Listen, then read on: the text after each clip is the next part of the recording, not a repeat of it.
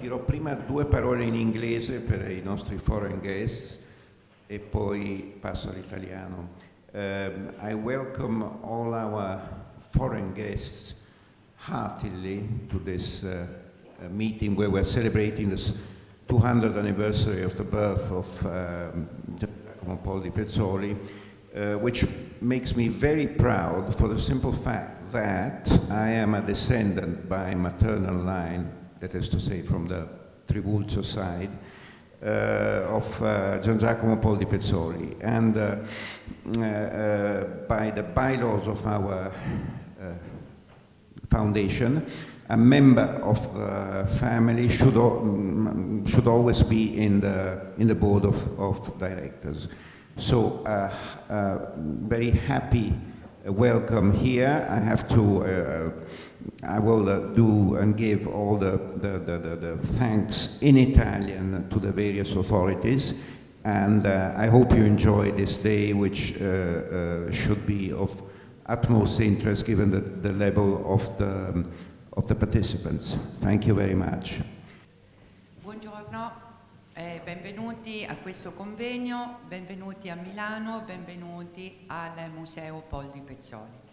Questo convegno e la serie di iniziative che lo accompagnano celebra il bicentenario della nascita di Gian Giacomo Poldi Pezzoli.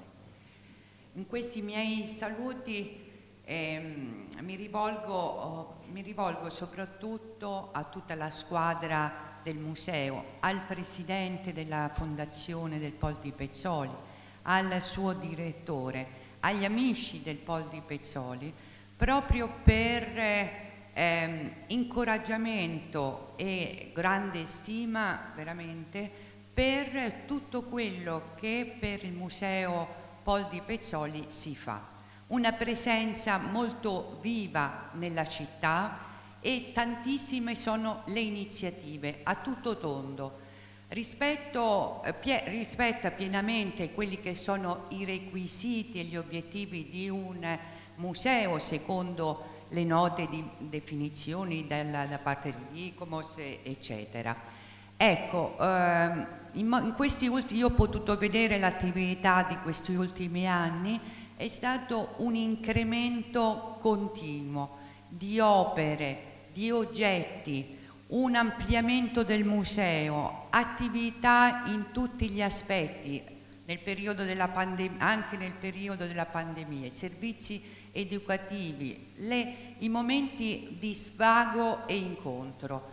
E questo credo che sia lo spirito, l'attività scientifica, scusate, e questo convegno lo dimostra, e questo penso che veramente sia lo spirito che al meglio possa incarnare, fare propria una eredità così importante che appunto di cui parleranno i relatori di questo convegno e ci avvicineranno ad un mondo, sono passati 2 secoli come ci ricorda questo bicentenario, che però raccoglie ancora e molto bene quello spirito.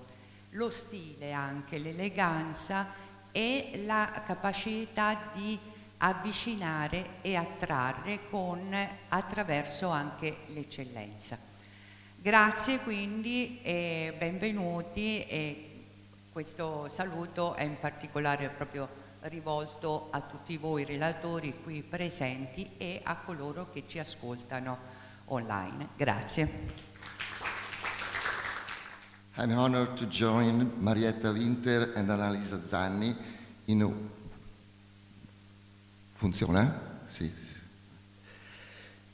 welcoming you to this important International Study Day dedicated to Gian Giacomo Poldi Pezzoli between Milan and Europe, to mark the bicentenary of the birth of the great collector and founder of the museum that now hosts us.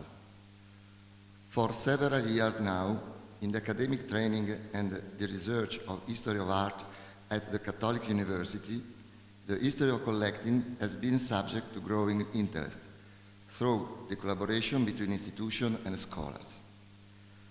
I would like to recall the collaboration with the Poldi Pezzoli Museum for the teaching of museology, and that of Alessandro Morandotti and Paolo Plevani for the history of collecting at our Advanced Master in History of Art. Within our Department of History, Archaeology, and History of Art, which shared the organization of this conference, research on collecting has developed mainly thanks to Alessandro's studies, focusing on the Ancien Regime in Milan and the relation between the Trivulzio and Poldi Pezzoli, which are also central to this conference. We are currently following two lines of research. By the end of the year, the edition of the manuscript catalogue of Giovanni Morelli and Gustavo Frizzoni, the national double catalogue in the Biblioteca Ambrosiana, will be published. On a second line, we are carrying out, as PI, research project of relevant national interest dedicated to the community identity between museum, grid decoration in public buildings and the city, sources, project, collection, and strategies for self-representation in the 19th and 20th century. For this project, we are collaborating with the Museum and Archive of Castello Sforzesco, in particular with Francesca Tasso. These work are conducted by competent team with the active collaboration of the museum operator who hold the artworks and archives. In this project, I'm lucky enough to be supported by relentless scholars, Laura Binda, Stefano Bruzzese, Olga Piccolo, Lorenzo Tunesi, and of course, Alessandro Squizzato. The relation between collecting, connoisseurship, cataloging, and art criticism during the 19th century is a field of work of great interest, which is frequently updated. In this sense, I think the international perspective of this conference is crucial, both for scientific interest and for the circulation of studies and the networking of sources. The relation and connection between Italian collecting and art criticism in Europe during the 19th century represent very complex but essential field of study. Just think about the impact of the edition of the notebooks of Charles Slake and Otto Mundler. The study concerns not only the mobility of the protagonist, but also the loss of the artworks out of Italy. These are investigations that I think will also help to clarify the origins of connoisseurship during the first half of the century. In this respect, today's speeches are very promising, both in terms of focused studies and in terms of comparing different contexts. With reference to the circulation of studies, I think that of great value the involvement of the Society of the History of Collecting and the Journal of the History of Collection. In short, in the name of Giacomo Poldi Pezzoli, Milan is confirming its international vocation. We are really grateful to the museum that is carrying out its legacy, to the curators of this conference, and to all the scholars who will be speaking today. Thank you. Hello, good morning. Hello, everybody. A very warm greetings from London, where I am based. I am Rita Vino. I am the co-chair of the Society for the History of Collecting, and we are truly delighted to have been a collaborator on this important conference day. In many ways, actually, we are a society which is based in the UK, but also in America, in France, and in Italy.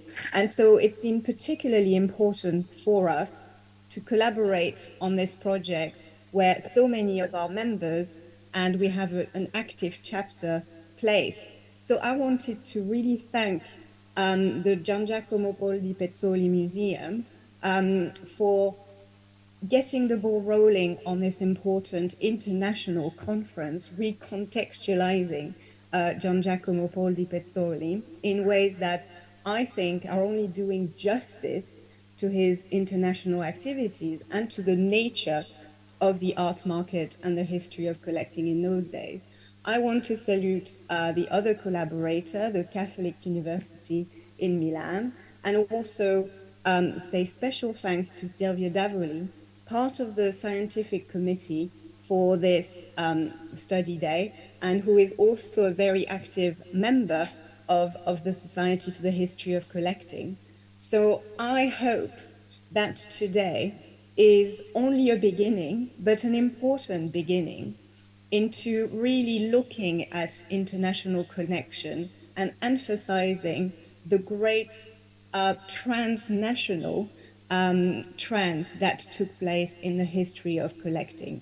And so I wish to all of you a very exciting conference day. Thank you very much. E niente, vi porto il saluto del governatore Attilio Fontana e dell'intera giunta regionale. Sono convinto che mi scuso per il ritardo dovuto allo sciopero dei mezzi, evidentemente, e sono convinto che una attenta rivalutazione della figura di Gian Giacomo Poldi Pezzoli nel bicentenario della morte, della nascita, sia dopo le acquisizioni scientifiche 79 del 2011, dell'89, del 2011 sia fondamentale. Perché sono convinto di questo? Perché si tratta di una figura, io ho studiato a fondo gli atti del convegno che si è svolto qualche anno fa e sono convinto che la figura di questo grande mecenate, dotato di un particolare senso civico, perché che contraddistingue la sua esistenza, secondo me, è questa forma di virtù civiche che caratterizzano il suo impegno durante le 5 giornate, l'accumulare all'indomani delle 5 giornate di Milano a partire dal 1850, questa collezione poi messa a disposizione della città, sia il tratto fondamentale. Allora l'impegno civile, il senso civico sono degli elementi sicuramente da valorizzare nella circostanza appunto di questo bicentenario.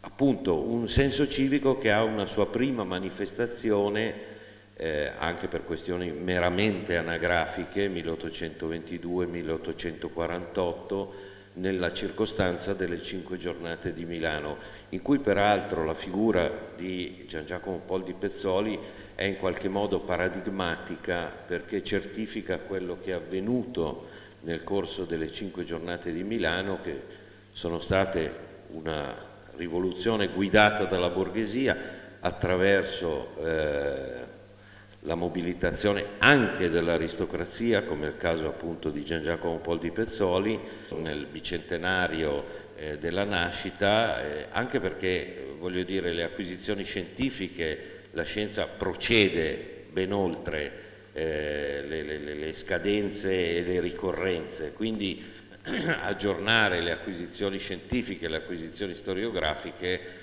è un'opportunità che ci offre il calendario, ma che anche dal punto di vista degli studi e dal punto di vista scientifico è un'opportunità da cogliere per rivedere appunto e approfondire e rivisitare personaggi che hanno segnato in profondità la storia di questa città e di questa regione. Con questo spirito io sono convinto che sia importante il convegno di oggi, vi auguro davvero buon lavoro, saluto la dottoressa Zanni, saluto il Presidente. Buongiorno, good morning to everyone. I just have to be very sincere, to be very honest, it was my fault, I was late. So my friend, councillor of the region who just spoke, it was very kind to wait for me at the door, and we just entered together, but it was really, really my fault, so I do apologize. Grazie a tutti, grazie per questo invito.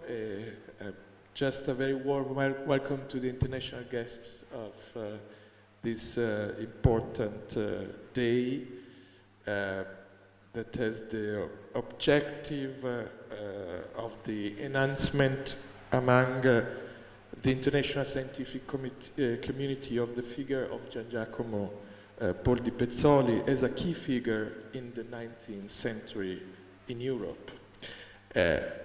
Grazie a tutti, insomma davvero questa giornata così rilevante. Proseguo il saluto in italiano, saluto istituzionale, come ha fatto il mio collega della Regione, per ringraziare il Museo Poldi Pezzoli, per ringraziare gli studiosi che intervengono in questa giornata, salutando e portando il saluto della città al padrone di casa, al presidente, alla direttrice che è stata citata, ai professori, alla sovrintendente Ranaldi che vedo qua davanti a me e a tutti coloro che porteranno un contributo importante a questa giornata internazionale di studi.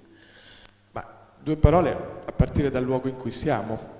Io credo che il collezionismo milanese del XIX secolo debba necessariamente passare attraverso la figura internazionalmente riconosciuta come più rilevante, quella di Gian Giacomo Poldi Pezzoli, perché di fatto ha messo al centro, anche con una rivendicazione storica di questo suo ruolo, Milano nel collezionismo europeo, come è testimoniato, lo vedremo anche attraverso i contributi degli esperti e delle figure accademiche che sono state invitate a parlarne, attraverso i numerosi carteggi, i numerosi documenti che testimoniano un'attività protagonista nel mondo del collezionismo e della generosità, come dire, riconosciuta a una figura illuminata come Poldi Pezzoli. 200 anni dalla nascita di Gian Giacomo Poldi Pezzoli, 200 anni di storia quindi di un luogo, a partire dalla nascita del suo ispiratore, fondatore e donatore, che di fatto racconta moltissimo di Milano. Io questo lo ripeto spesso anche insieme ad Annalisa Zanni, che ritrovo e saluto e che rappresenta sicuramente una delle straordinarie anime di questo meraviglioso luogo. Il Poldi Pezzoli non è solo, e tutto questo grazie alla figura di Gian Giacomo, non è solo un bellissimo museo della città, ma è di fatto un luogo simbolo di quello che è stata la generosa funzione, il generoso ruolo di una figura illuminata del mondo della cultura e del collezionismo del passato. Ecco, questo lo usiamo spesso, il Poldi Pezzoli, non vorrei abusarne, però spesso lo citiamo, Annalisa, perché davvero ci permette di raccontare un tratto migliore della milanesità, cioè quando, come spesso capita, per fortuna, soprattutto in questi tempi incerti in cui le economie pubbliche vengono sempre più a mancare, ogni volta che una figura, come dire, spesso che ha radici profonde nel passato e nel XX secolo, come è il caso dell'ingegnere donatore che ha pensato di aiutare un'istituzione straordinaria, culturale come questa proprio recentemente, spesso richiamiamo a quella storia davvero illuminata ed unica che ha legato il Gian Giacomo Poldi Pezzoli alla città di Milano.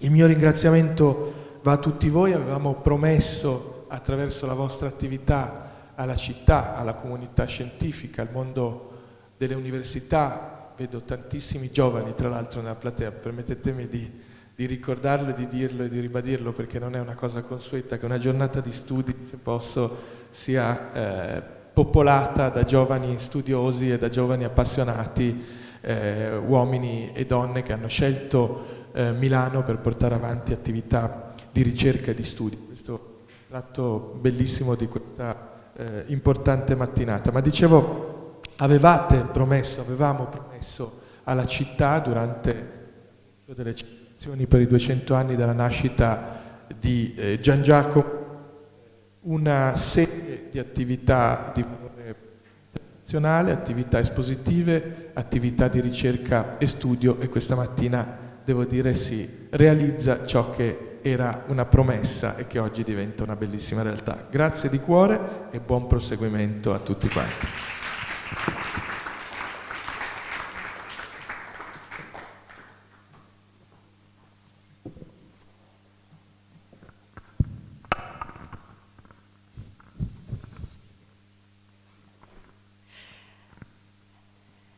Thank you very much to the authority, and I will speak only few words in English, and then we go on with.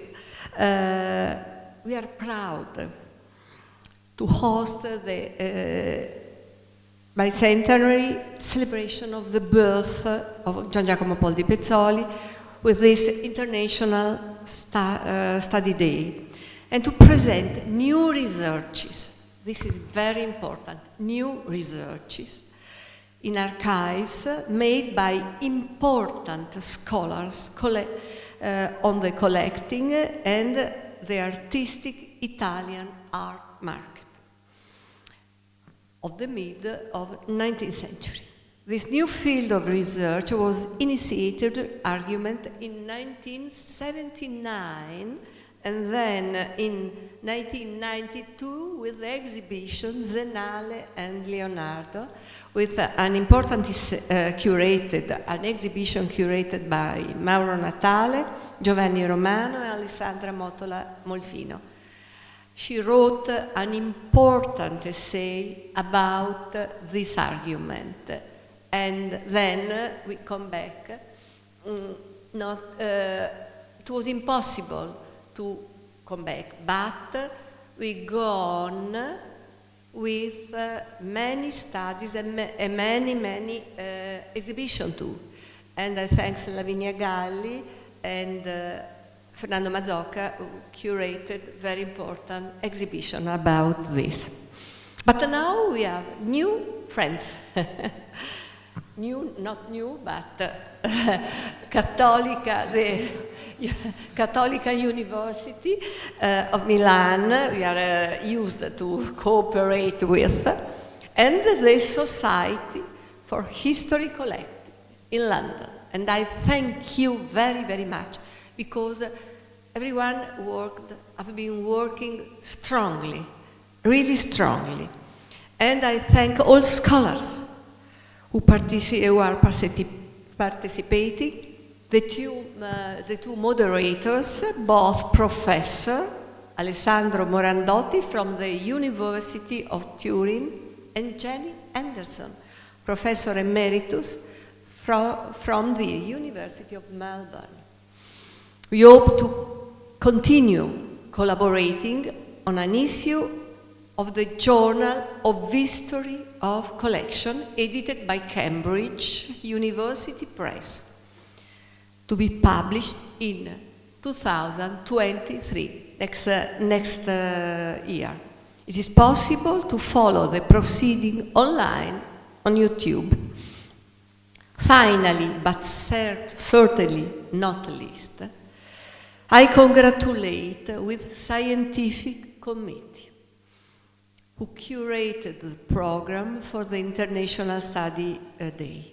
I begin with Silvia Davoli, research associate at Oxford University and curator at the Horace Walpole Collection at Strawberry Hill, magnificent house.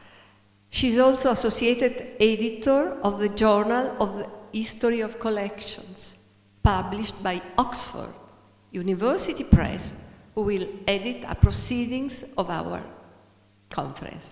Then two Milanese colleagues, Alessandra Squizzato, Associate Professor of Museology, Art Criticism and Restoration at the Department of History, Archaeology and Art History at the Università Cattolica del Sacro Cuore di Milano, and Lavinia Galli, last but not least, curator of the Poldi Pezzoli Museum, both of whom are been working continually, corresponding with scholars and helping define the topics of the presenters. And now we hope to go on together for the future. I thank you, and I give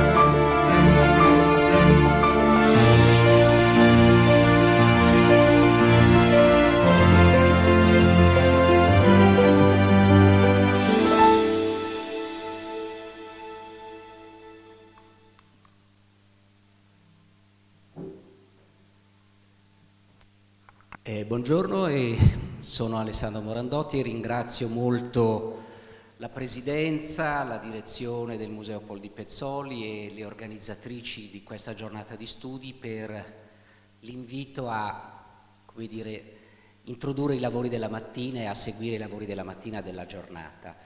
È uno dei miei temi di ricerca, sono molto contento di essere qui e mi piace aggiornarmi e quindi sono come dire, felice di essere stato chiamato a questo compito di moderatore e introduttore. Let's go on in English with the help of a short written text.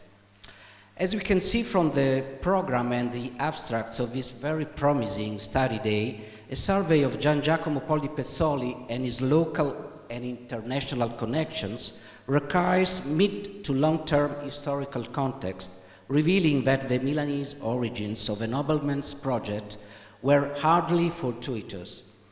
At least as early as 1800, the city and others nearby, such as Bergamo and Brescia, were at the heart of numerous aspects of the history of collecting and the art market. The policy of suppression of the religious orders, first in the Habsburg period and then under the French, accelerated the dispersal of works of art, creating the conditions that favored the centrality of Milan as the capital of the art market and of collecting in northern Italy and beyond. This was already noted by Alessandra Mortola Molfino in an essay on the topics that interest us today, published in the introduction to the catalogue of the Bernardo Zenale exhibition held here at the Poldi Pezzoli between December 1982 and early 1983, as Annalisa remembered before. Milan's role as the capital of the Kingdom of Italy from 1805 to 1814 was decisive in this respect, because it was during this period that works arrived there from religious institutions, not only in Lombardy, but also from the Veneto, Emilia, and the Marche region. Not everything could be housed in the Brera Gallery or redistributed among the twinned public collections of Venice and Bologna, and many works were sold or exchanged between private individuals. As always happens at turning points in the history of the market and collecting, this ferment was beneficial for an enhanced awareness in connoisseurship, a boom in the promotional publication of privately owned works of art, the birth of sensitivity to restoration, and, on the darker side of the same coin, the practice of forgery. In addition, there was an increased pursuit of works of art by the purchasing agents of international museums and larger European private collections. The situation also prompted reflection by intellectuals and those who work for public institutions on the delicate policy of cultural protection, even if people in the latter sector often had close ties with collecting and the market without properly distinguishing between public and private interest. Janie Anderson's study of Giuseppe Molteni's activity, the restorer and connoisseur who was associated with the Brera Gallery and as well known with Poldi Pezzoli, but who was at the same time secretly acting as an agent on behalf of the British National Gallery, has cast a significant light on this question. This dynamism was also reflected in a changing society with a slow erosion of the new social classes, of the privileges of the old aristocracy in the field of collecting. During the first decades of the 19th century, the great Milanese collections, handed down for centuries through ties of marriage, were those eminent examples of the Archinto, the Castelbarco, the Litta, the Borromeo, but in Poldi Pezzoli's day, new figures gradually emerged, and what took place with the establishment of the city's civic museums tell us that the new bourgeois collections coexisted alongside those of the ancient nobility, who found it increasingly hard to maintain their privileges. This much is clear from the sales during the second half of the 19th century of the Litta, Castelbarco, and Archinto collections, among others, on the international market. Finally, we must remember that throughout the 19th century and during the first decades of the 20th century, art historical proficiency evolved above all through the channels of the market and collecting, and it is therefore worth studying these channels not only from the perspective of social history, but also through reflection on the birth of art history as a discipline that was still on the margins of academic culture. We may thus say that Giovanni Morelli and Gustavo Frizzoni were the Milanese equivalents, though with a much more limited context of interest as well as geography, of figures like Bernard Berenson, Herbert Horn, and Roger Fry in the English-speaking world. But let's enter in the art of a study day. I ask Lavinia Galli to take the floor.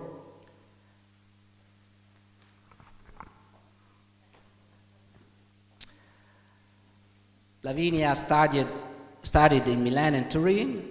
Since 2000, she is curator at the Poldi Pezzoli Museum in Milan. From 1997 to 2000, she was director of the Borgogna Museum in Vercelli. She was editor of the exhibition catalog Gian Giacomo Poldi Pezzoli, l'uomo, il collezionista del Risorgimento, together with Fernando Mazzocca, as well as author of several publications on 19th century in Lombardy. Please, Lavinia. Pronto? Funziona? It's okay. Thank you, Alessandro, for the wonderful presentation and introduction to our conference. I wish to thank, first of all, my colleagues, speaker, chairman, and scholar, and especially Fernando Mazzocca, for the share of contents during this year, and Annalisa Zanni for the special support of the day. I welcome all the members of the Society of History of Collecting who are following us from abroad. The proceedings of the conference will be published in a special issue dedicated to Poldi Pezzoli Study Day on the Journal of Collection. Our speech today will be mostly in English, but feel free to discuss at the end in your preferred language. Today's talk aims to bring the attention of the International Commission scientific community back to Gian Giacomo Poldi Pezzoli as the precursor of a model of taste and museography in the mid-19th century Europe. We want also to emphasize the relation between Milan antique market and Europe, favoring an international perspective. My talks aims to address this topic, presenting the cultural biography of Poldi Pezzoli by key moments. A cultural biography can only start from sources, which, unfortunately for Poldi Pezzoli, remains incomplete and scattered in several different archives. Without a doubt, he was not a fan of writing. In fact, there is almost a total absence of correspondence through his life. Secondly, as recently confirmed, After his death, the Poldi archive was divided between heirs and the museum, with unclear criteria, and partly dismembered by discarding certain elements.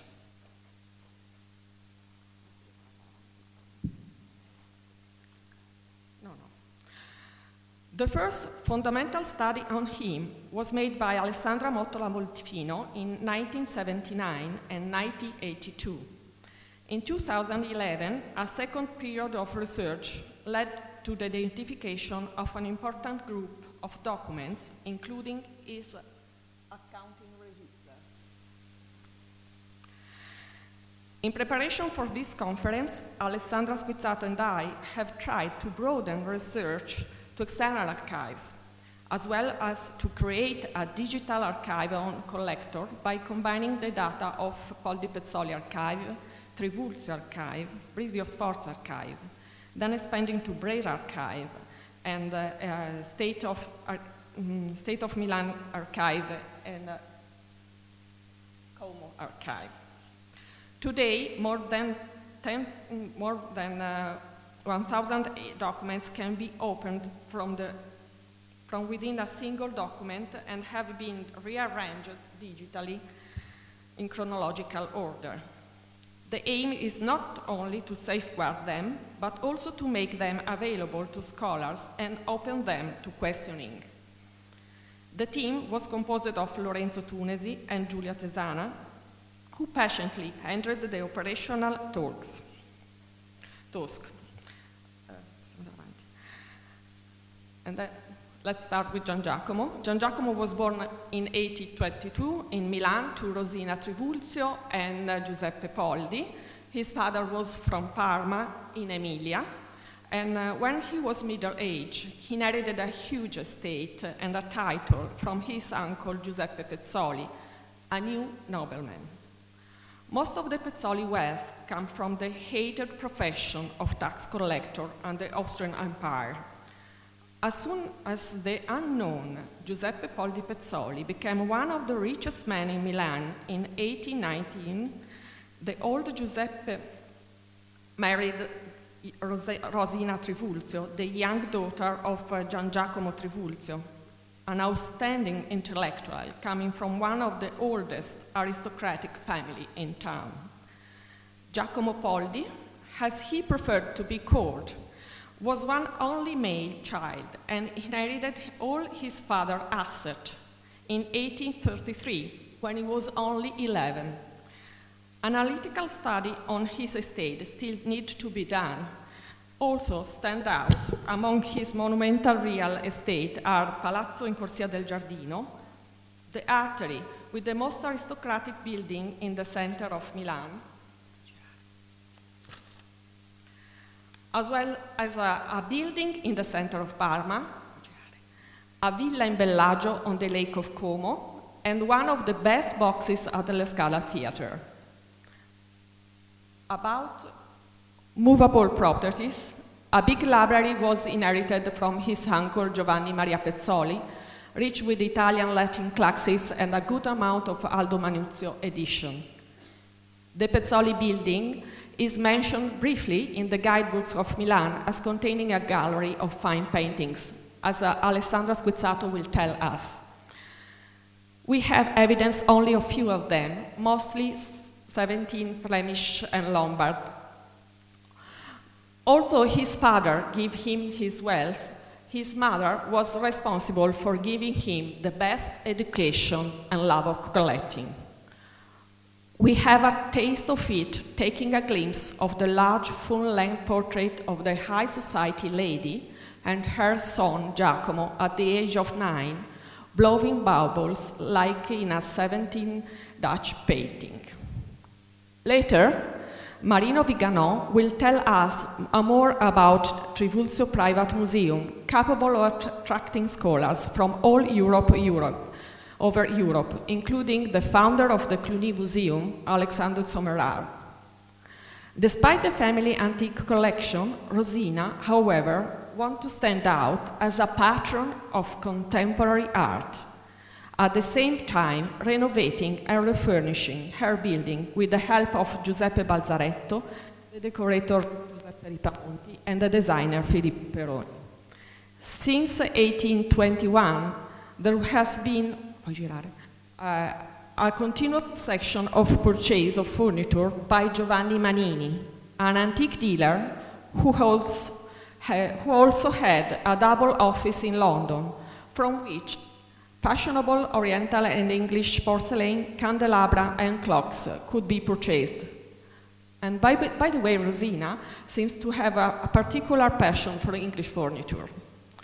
It was impossible for her to match the crazy expenses of her sister, Cristina, and brother-in-law, Giuseppe Archinto, were investing in their building, decorated by the Parisian architect Nicolas Auguste Tumelou. After the death of her husband, she initiated contact with the famous Florentine sculptor Lorenzo Bartolini that will grow up over the years, as Luca Giacomelli will tell us. In the slide, you can see her famous commission, The Truth in God, and also another statue by Innocenzo Francaroli. Rosina's effort was also focused on the education of her son, which she entrusted to Antonio Gussalli, Pietro Giordano's assistant. Giordani was the leading intellectual in Italy at the time, friend of the poet Giacomo Leopardi, and a real liberal in politics. In this way, Giacomo grew up with a strong classical historical culture with liberal ideals. His library is rich in volumes of Napoleonic epic. Son of his age, he was also a great fan of Walter Scott, owning his complete work. His first step in public are among the Progressive Party, funding the Società di Incoraggiamento Arti e Mestieri and other charitable organizations. No doubt he, like most of the Milanese aristocracy, was a great supporter of independence from Austrian rule in the famous 5 days of revolution in March 1848.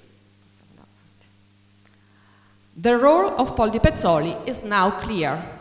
He strongly financially supported the rebel government army. You see the gun, it was paid by him.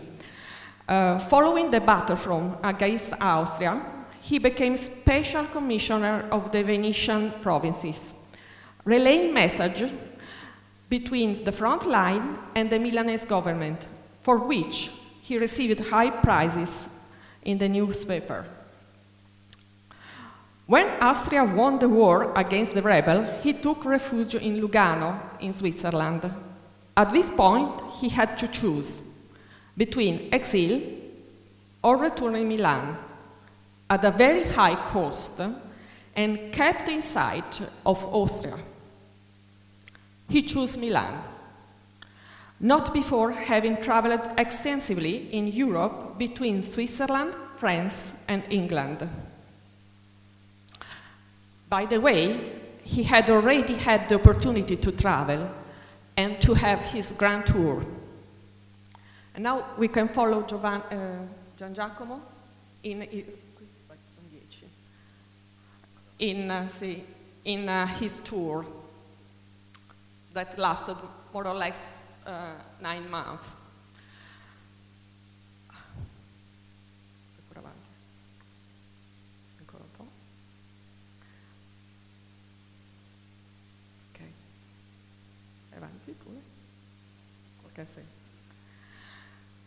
Upon his return, he reinforced his role of patron of the arts. In 1850, he financed the Fine Arts Catalogue of Brera and commissioned his portrait to Hayez. Another interesting point is his passion for the opera, theater, and actress, to his mother's desperation. His passion for weapons brought him in contact with the Scaliger set designer Alessandro Sanquirico quite early on, and it's upon seeing his armory that his armory project was initiated, supported by Sanquirico's favorite pupil Filippo Peroni. Here you have a view of the armory hall. The hall was filled with a big amount of armory and weaponry collected in few years. Its first stage was ready in 1848, and it's really significant that the chosen style was the Gothic. At the time, the late neoclassical style was the most fashionable in town, and the one taught in Accademia di Belle Arti. A neo-Gothic hall was perfect for a Walter Scott and opera enthusiast who had already been inspired by the setting of Cluny Museum in Paris, visited in 1840, as Paul Froment will also explain in his speech. Surrounding himself with ancient medieval objects, Sommerard has evoked the Middle Age better than in books and has shown that antique settings were as essential to immerse yourself in history. For sure, Casa Poldi was one of the first reactions in Europe to Cluny. In the 50s, Gian Giacomo was forced by Austria not to travel, and he spent all his effort to double his palace and in an ambitious project to redecorate it. The advisor was the young painter Giuseppe Bertini. In 1847, the family-run Bertini glass house entered as a supplier for the stained glass in their armory. And Giuseppe was the youngest of the family, a very talented painter.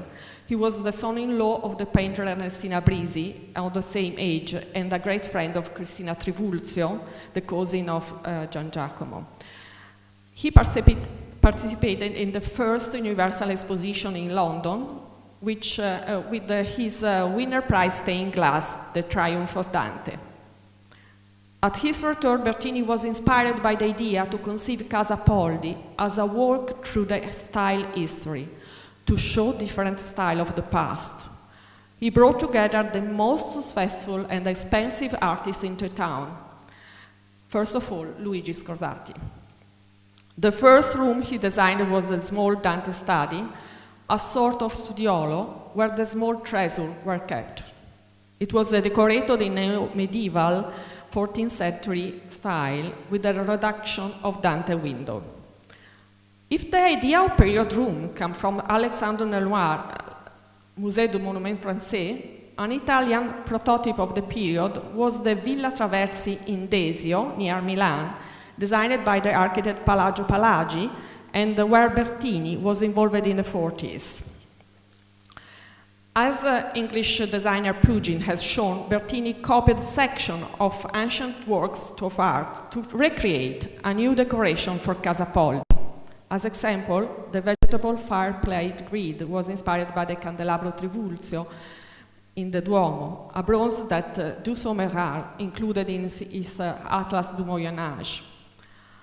After the Dante study would follow the Black Room, a living room designed as a Flemish Renaissance casket of precious ebony and ivory, the Neo-Baroque staircase, and the Stucco Room, a Neo-Rococo antechamber in the style of Tiepolo with a porcelain case. The last room to be ready was the Golden Room, hosting his carpet and textile collection as well as the painting masterpiece. While most of the paintings were hung in 3 different halls, some items were divided by technique. In 1858, as Marto Serber, Lady Aislake described the house, I quote, truly imagination never conceived anything sumptuous. All works of Milanese workmen who may compete to the world.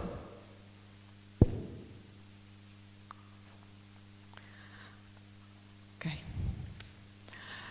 We then come to the purchase of work of art. In 1836, Pietro Giordani advised Rosina against purchasing antiquities. I quote, per Dio, ogni quadraccio è sempre un Raffaello o un Correggio perlomeno, come se fossero tartufi da trofarli i porci. Tutti questi trafficatori di vecchie pitture sono imbroglioni, è quasi impossibile non rimanervi orrendamente gabbati. Fare una bella galleria oggi è una cosa appena da re. se è possibile che un re sia ben servito. Instead of following his mother's example and Pietro Giordani's suggestion, the young Giacomo stopped collecting the contemporary art and started a collection of antiquities. With the arrival of the first buyer from abroad, most of the old aristocratic families were tempted to sell their antique treasures, while Poldi Pezzoli, who needed to upgrade his new nobility, decided to buy. And what did he buy? First of all, old masters. From 1833, Giuseppe Molteni, the family portrait painter, went on selling paintings and restored them. Before arriving at home, the paintings were also beautifully framed. Poldi started purchasing big paintings, but quickly shifted to small ones, preferring the best Renaissance and 18th century pieces from all Italy, Tuscan, Venetian, Lombard painters, to create an Italian gallery. Of course, this was a consequence of his contact with foreign scholars and Giovanni Morelli. As soon as 1856, his home was visited by Otto Mundler, travel agent for the National Gallery in London, and in the following years, also from his first director, Charles Eastlake.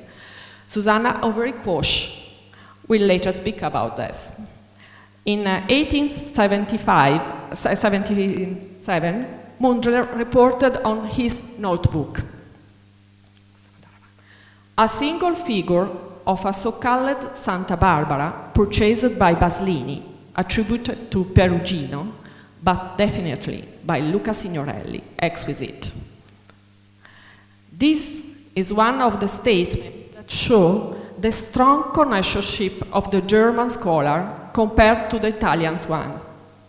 As you can see in the slide, the name Signorelli is written on the neo-Gothic frame of Poldi painting, following Mundler attribution, and show the great influence he had on Poldi.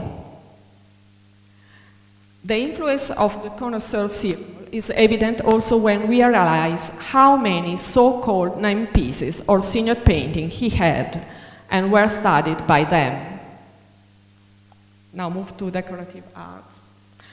Also in collecting decorative arts, Giacomo Poldi was again a pioneer, choosing amazing examples of the best Italian craftsmanship in the centuries, especially metalworks and furniture from Lombardy and Venetian glasses. His suppliers were at the beginning the same as those of his mother. The trinket maker Carlo Marini, his son of Giovanni Manini, or the cabinet maker Bernardino Speluzzi. In 1855, his invoices are countersigned by Giuseppe Baslini. This could support the hypothesis that the famous antiquarian started his career as an assistant of Speluzzi, as Martina Colombi will tell us, and he became, by far, the biggest supplier of Poldi. Also in decorative arts, Gian Giacomo prudently relied on scholars. As the director of numismatic cabinet in Brera, Bernardino Biondelli, before acquiring his work, and scholars, as well, are themselves always acting as mediators. And then let's move to 1861. After the Second War of Independence, Giacomo Poldi returned to traveling. Once again, the destination, in addition to Switzerland, Germany, and England, was Paris. In this year, there are many contacts with French figures. Above all, there is Hippolyte Boissel de Monville, a collector, connoisseur, and broker, who will do a lot of work for the child, who sold an antique enamel for a very high price. Same in May, the famous collection of the Russian priest Peter Soltykov, rich in antique enamels, was going up for auction in Paris. It is not difficult to imagine that Poldi asked to Monville for mediation to buy one of them.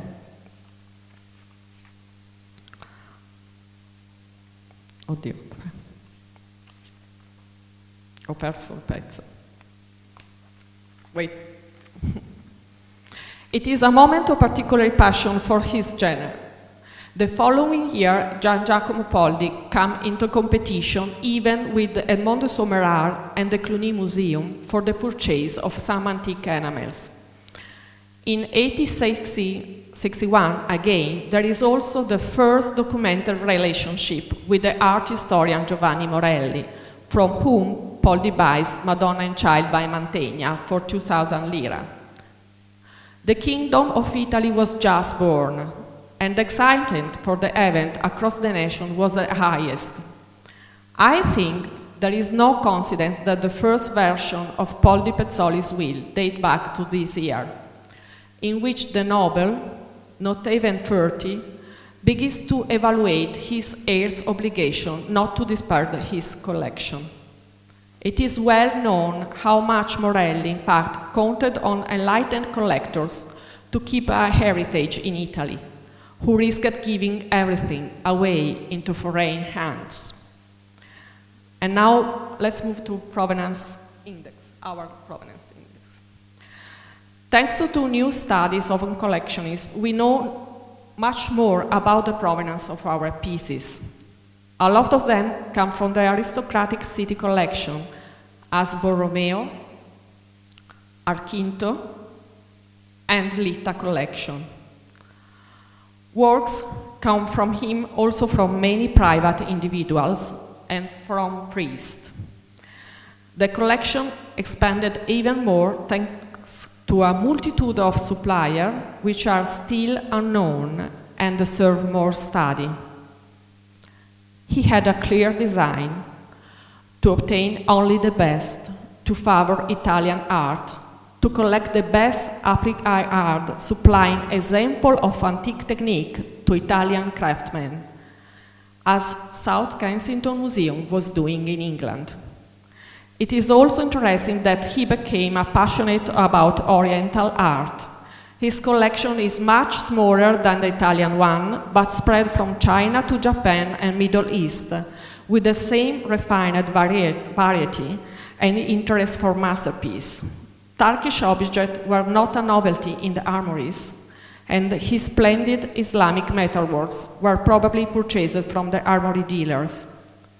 The best piece is a tiger carpet purchased for a trifle at a Milanese private auction as early as 1855. Many pieces come from Baslini, but also from a mysterious Brooke, who sold an Indian enamels. And now let's go to 1871, last key date of my narration. In 1871, Gian Giacomo took on a civic commitment for the first time in a long while. He participated from the very beginning to the committee for the Leonardo celebration promoted by the Italian state to celebrate the great artists of the new nation scheduled in Milan for 1872. He was called to be part of the executive committee for the organization of a national exhibition of ancient art. Immediately, he and the secretary Giuseppe Morgeri invited Giuseppe Bertini and Gustavo Frizzoni, Morelli's favorite pupil, to be part of it as well. The initial objective was to create an exhibition of the Lombard school of the Leonardesque period from his precursor to his follower. Poldi's function was first of all to draw up a list of works from their respective owners in Milan.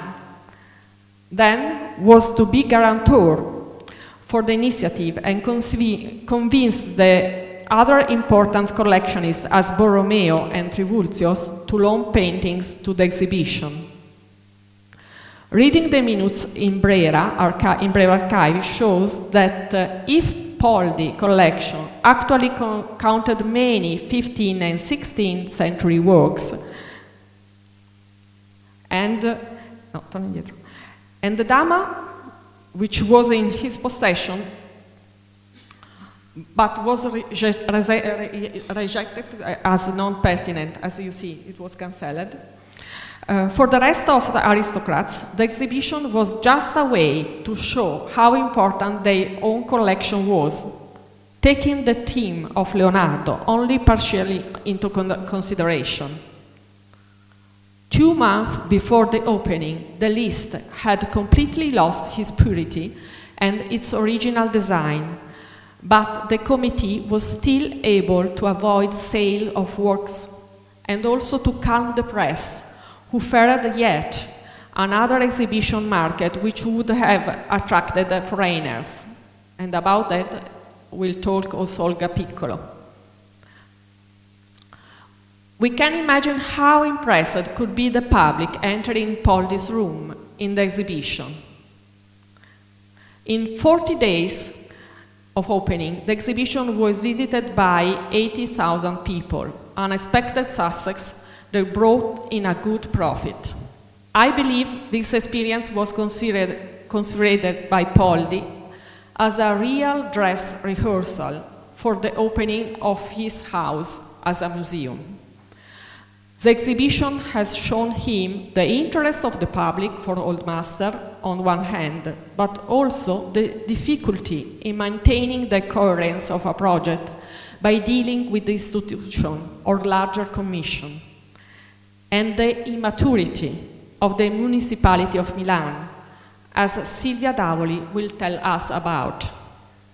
It is no coincidence that in 1871 he made his second will, a legal masterpiece probably inspired by his asset manager and administrator, Gabriel Sormani, in which he defined the birth of his house museum as an artistic foundation for use and benefit in perpetuity, in accordance with the rules of Brera Gallery, with an annuity to increase the collection in ancient and modern art, and Giuseppe Bertini as first director.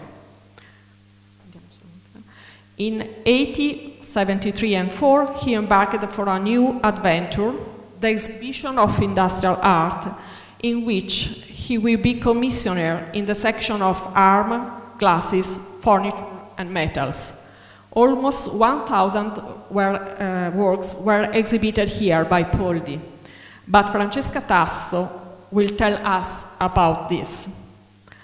Poldi died suddenly in 1879, and 2 years later, Giuseppe Bertini opened the museum with a temporary exhibition on Italian drawings curated by Gustavo Pinzoni. To conclude, the fame of the new museum will have an immediate European echo in the scientific journals in the time. Thank you.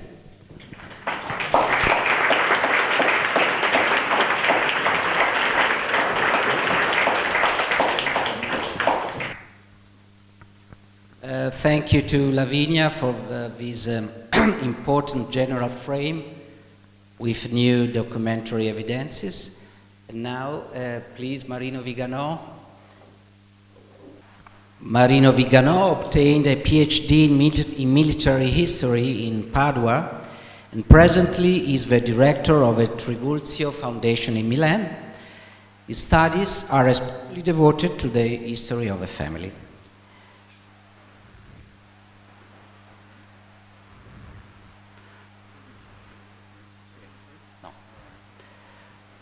The title of his conference is The Maternal Line, Rosina Trivulzio Poldi Pezzoli and the Family Tradition of Collecting. Thank you. Sì, vediamo. Grazie. Sì, grazie, sì. Se si sente sufficiente. Let me thank beforehand the scientific committee who have invited me to with a brief speech, and for our English partners there will be English captions below every frame. Our Italian speaking guests will be glad, I hope, I will speak in Italian.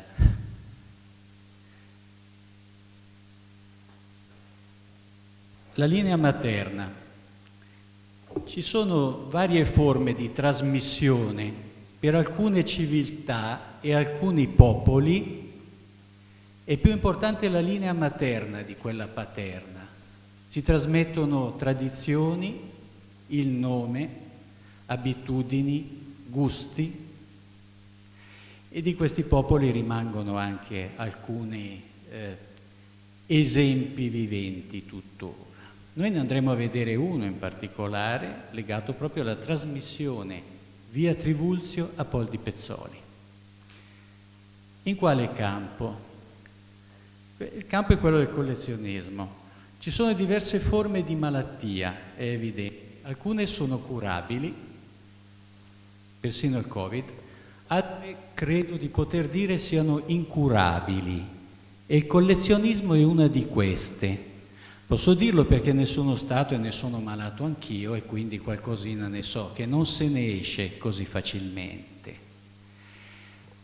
Collezionismo significa qualche cosa di complesso e di interessante che tocca la natura umana. E abbiamo bisogno in un certo senso, non tutti, ma tanti forse, o almeno i collezionisti possono capirlo, di mettere ordine nel mondo. Il mondo è disordinato. E noi crediamo di poter dare un ordine nostro, con una ricerca.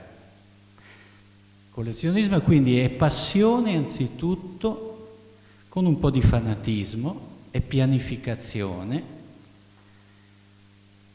abilità, dedizione anche. Ce ne vuole tanta, per cercare di mettere un po' di ordine nel mondo. Su qualunque genere di oggetto si può collezionare notoriamente per epoche, per genere, per colore. Non è tanto il punto cosa si colleziona, ma come.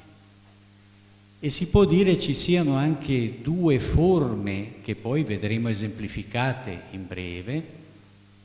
Diciamo che ce n'è una di carattere quasi meramente privato, dove collezionare soddisfa solamente noi e questo nostro bisogno di ordine, e uno pubblico, più esibito, dove questa passione si fa addirittura invece una rappresentazione sociale. E ci sono diverse forme anche in cui si esprime. Ecco, dalla normalità al peggio può essere un cammino verso la follia. Tipico l'esempio della collezione di Ambras. Damien Hirst non è che ha inventato poi molto, vedete, dove si raccolgono con una forma anche abbastanza inquietante persino oggetti raccapriccianti, dipinti decisamente inusuali. Ecco, questa è la forma estrema. Notoriamente qui abbiamo un collezionismo di fine 500, inizio 600, di un ramo del casato Habsburgo piuttosto mal ridotto come sanità mentale. C'è un altro genere di collezionismo intermedio, noi diremmo un pochino più normale. Ho riportato in questo caso 3 tipiche raccolte barocche, perché naturalmente il gusto è molto affine al barocco come mentalità. Una di queste è una delle camere celebri milanesi di Manfredo Settala, nelle quali si raccoglie sempre in modo piuttosto bulimico, la selezione non è così raffinata e c'è piuttosto l'inseguire l'insolito, l'esotico, lo strano. Poi si arriva alla fase, noi diremmo normale, cioè di persone più sane di mente. Potrei essere anch'io un genere di collezionista del genere, anche se qualche volta scivolo verso le altre 2 forme, che è la raccolta coerente, diciamo, quella che noi immaginiamo più coerente, quella di dipinti, per esempio, che si viene formando tra il XVII e soprattutto il XVIII secolo, con un metodo, quindi non più una raccolta disordinata e a volte anche con un fine più espresso oppure intuibile, che è quello della creazione che noi chiamiamo il museo. Non entriamo qui in troppi dettagli. Allora, se diciamo indicati questi temi, li possiamo vedere applicati su un casato milanese, quello dei Trivulzio, che ha visto nei Poldi Pezzoli una naturale continuazione di un gusto e di una tecnica collezionistica. È un casato antico, è stato accennato, uscendo dalle leggende che lo vogliono originare nella Gallia di Cesare, siamo nati più o meno tutti lì, dal diciamo X-XI secolo è già documentato. Abbiamo un albero genealogico di metà 600-1661 che è esposto fra l'altro alle collezioni del Castello Sforzesco, che ci mostra la vastità del casato e dei suoi membri e i numerosi rami, che però proprio da allora cominceranno a disseccarsi via via, sicché di questo grande albero oggi rimane solamente uno dei rami ed è qui rappresentato dall'avvocato Gian Giacomo Trivulzio. Il collezionismo, quando entra in questo casato, si direbbe abbastanza presto sulla base di atti notarili. Qui avete le trascrizioni, non è che si legga poi molto lo stesso, ma diciamo che atti notarili della seconda metà del 400, editi dal Motta fin dall'inizio del Novecento, e più altri originali che stanno uscendo mano a mano dagli archivi, mano a mano che si vanno ad incontrare nuovi nomi di notai, ci dicono che esiste già a metà del 400 una solida tradizione di raccolta di alcune opere, noi diremmo d'arte, dipinti per lo più, delle tapisserie e libri. In particolare, libri vuol dire manoscritti miniati, di naturalmente autori classici e di contemporanei, e notando la quantità di atti e la varietà di personaggi che erogano lasciando in eredità questi materiali, si può constatare che non siamo di fronte a individui isolati, ma sembrerebbe, usiamo il condizionale, trattarsi già di una sorta di passione di famiglia. E prende poi spicco con Gian Giacomo il Magno, vissuto nella seconda metà del 400, il quale risulta richiedere e far mignare altri manoscritti in quantità di autori classici, manoscritti che ci dicono le cronache e i suoi ospiti, perché di questo stiamo già parlando, dell'apertura a ospiti di queste raccolte, leggeva avidamente, avendo sempre il motto pronto, la citazione latina adatta al momento. E quindi si può sottointendere dal fatto che vengano mostrati e vengano raccontati agli ospiti che ci sia già una sorta di esibizione, oltre che una naturale profonda affezione per questi oggetti. E poi si moltiplicano nel tempo, perché con il ritorno a Milano nel 1499, dopo complesse vicende che l'hanno visto esule, c'è un acquisto sempre più intenso di carta da miniatura, di inchiostri e la nascita di una vera e importante biblioteca. Quando subisce ancora delle confische nel 1512 arriviamo ad avere elenchi di 300 libri anche in alcune delle sue residenze, noi diremmo periferiche. Dunque questo testimonia già di una passione, probabilmente interiorizzata, profonda. Passo successivo è con la costruzione del proprio palazzo milanese. Non esiste più purtroppo, è in via Rugabella, oggi c'è uno spazio vuoto. Le date di costruzione le vedete indicate, sono due fasi principali.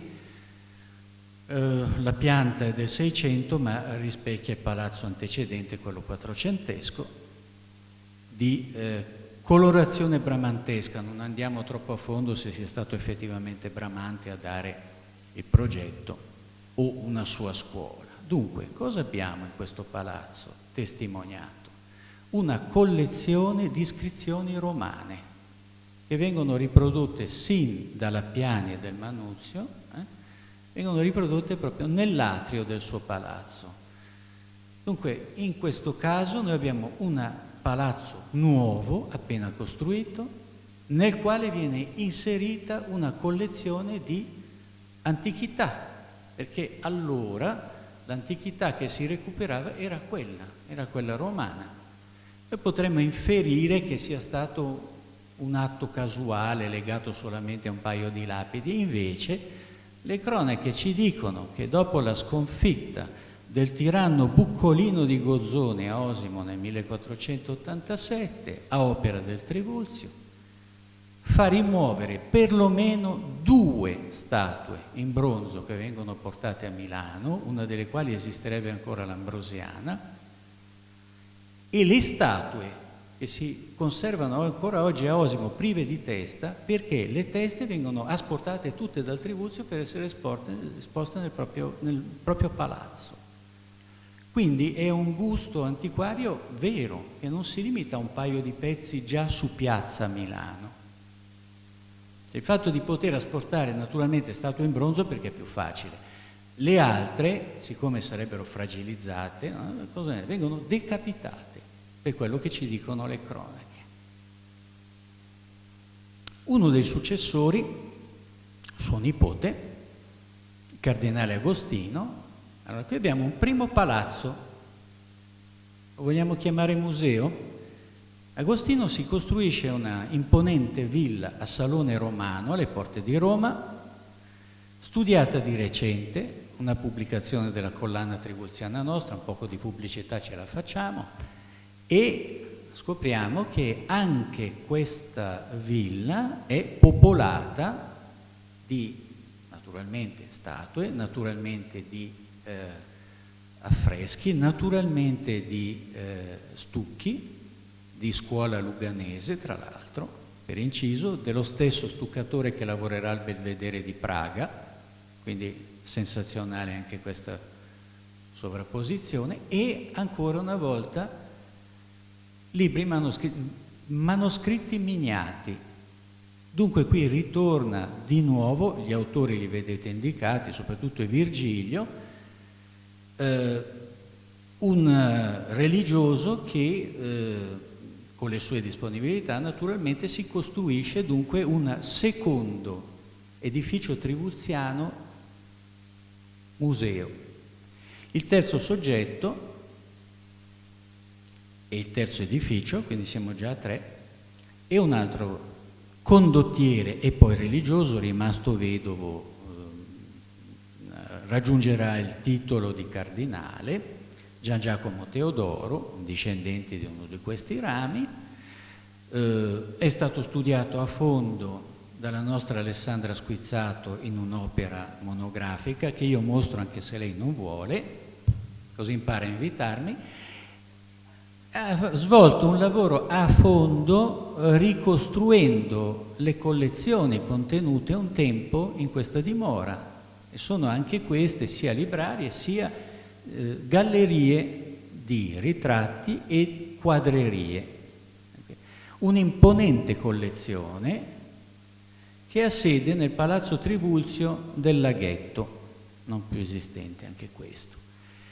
Collezione che passerà poi di mano in mano perché il ramo del nostro cardinale si estingue col figlio a metà 600 e si ha poi un assorbimento di un ramo parallelo di Gallio, famiglia Gallio Comasca, già con enormi tradizioni collezionistiche sue che è inutile rammentare, sono abbastanza note, che riceve questo lascito e verrà poi mano a mano suddiviso sino ad arrivare con i Gallio dal Vito in parte a Napoli e dispersa purtroppo con la fine di quel ramo di famiglia.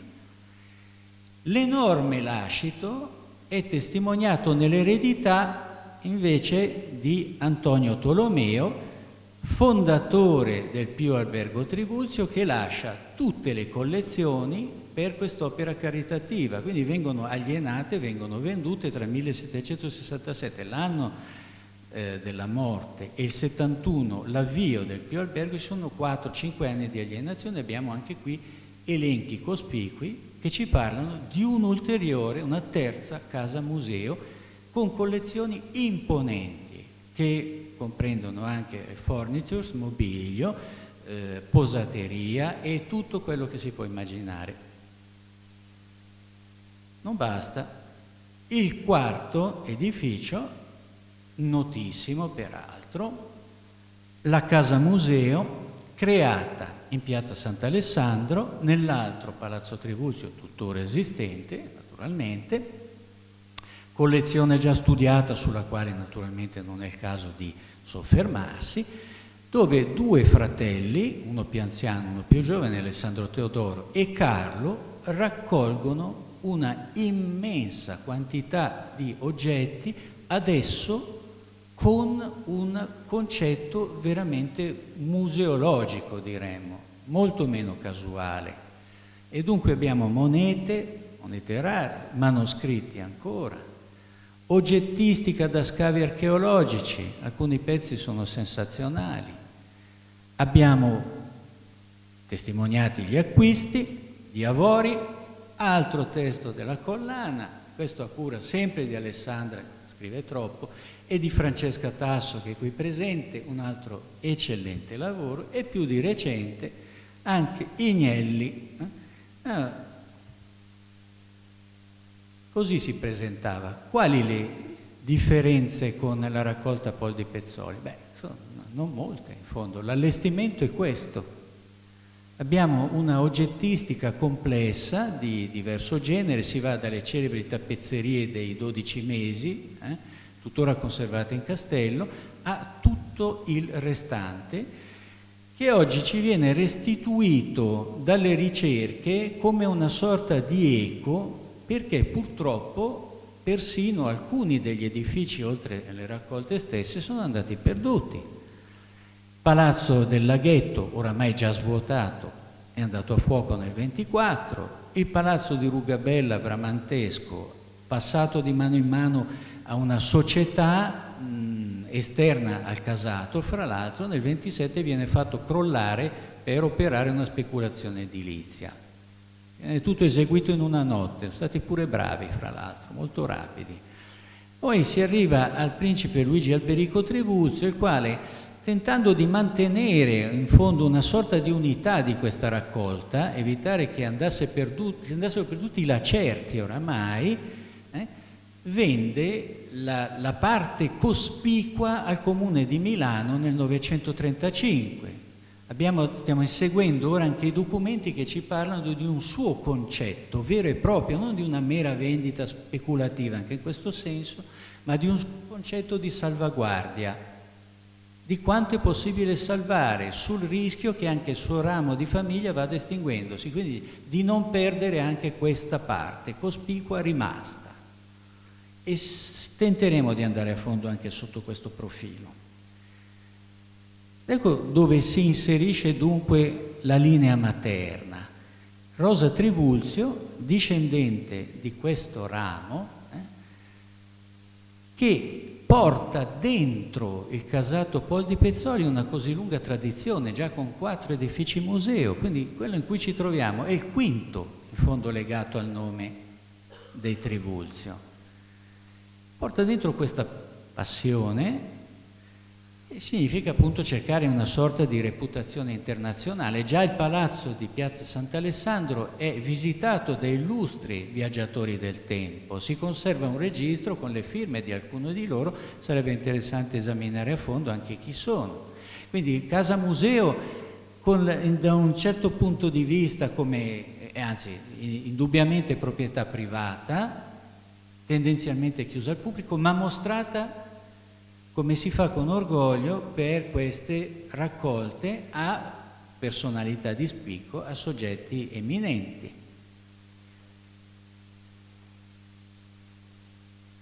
E qui si arriva allo stato attuale, al Poldi Pezzoli. Dunque abbiamo una continuità entro un casato e una linea materna, perché in questo caso la discendenza passa di madre in figlio, diremmo, non tanto sul ramo Poldi, perché non credo che abbia questo genere di passato così imponente, quanto piuttosto in un casato che da metà 400, si può dire senza soluzione di continuità, costruisce delle collezioni, cerca di tramandarle, a volte le capitalizza. Abbiamo anche da metà 800, indubbiamente, proprio mentre si costruisce il Poldi Pezzoli, già una serie di alienazioni e compere. C'è probabilmente un cambio di gusto, c'è una riscoperta, si accennava ieri durante la visita, la riscoperta di alcuni periodi. Nel 400 si è riscoperta la romanità, nell'800 si riscopre il Medioevo municipale, che era considerato robaccia prima, e francamente era il riferimento, la mira principale. Si scopre un periodo che era trascurato, considerato minore. Dunque il legame è questo, se si vuole, di continuo. E si può dire che la linea materna in questo senso ha funzionato egregiamente. Io credo di poter chiudere qui, considerata la lunghezza. Grazie.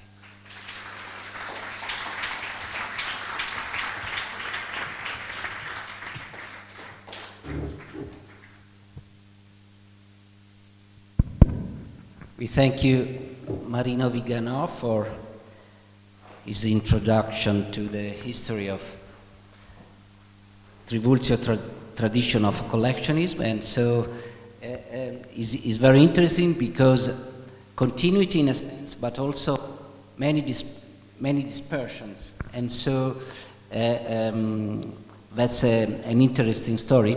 I just would like to add that at the end of the 18th century, the sale by auction of a collection of Teodoro Trivulzio was organized in Amsterdam. So the history of the market is very interesting. In that age, was Amsterdam, not Paris, not London, not Milan, the best place to sell works of art. 1764 was sold quite the entire collection of paintings. Yes. Thank you again. And now, Luca Giacomelli. Luca studied in Florence and Turin and obtained his doctoral degree in art history at Scuola Normale Superiore in Pisa with a research on the marchand amateur Hector de Gario.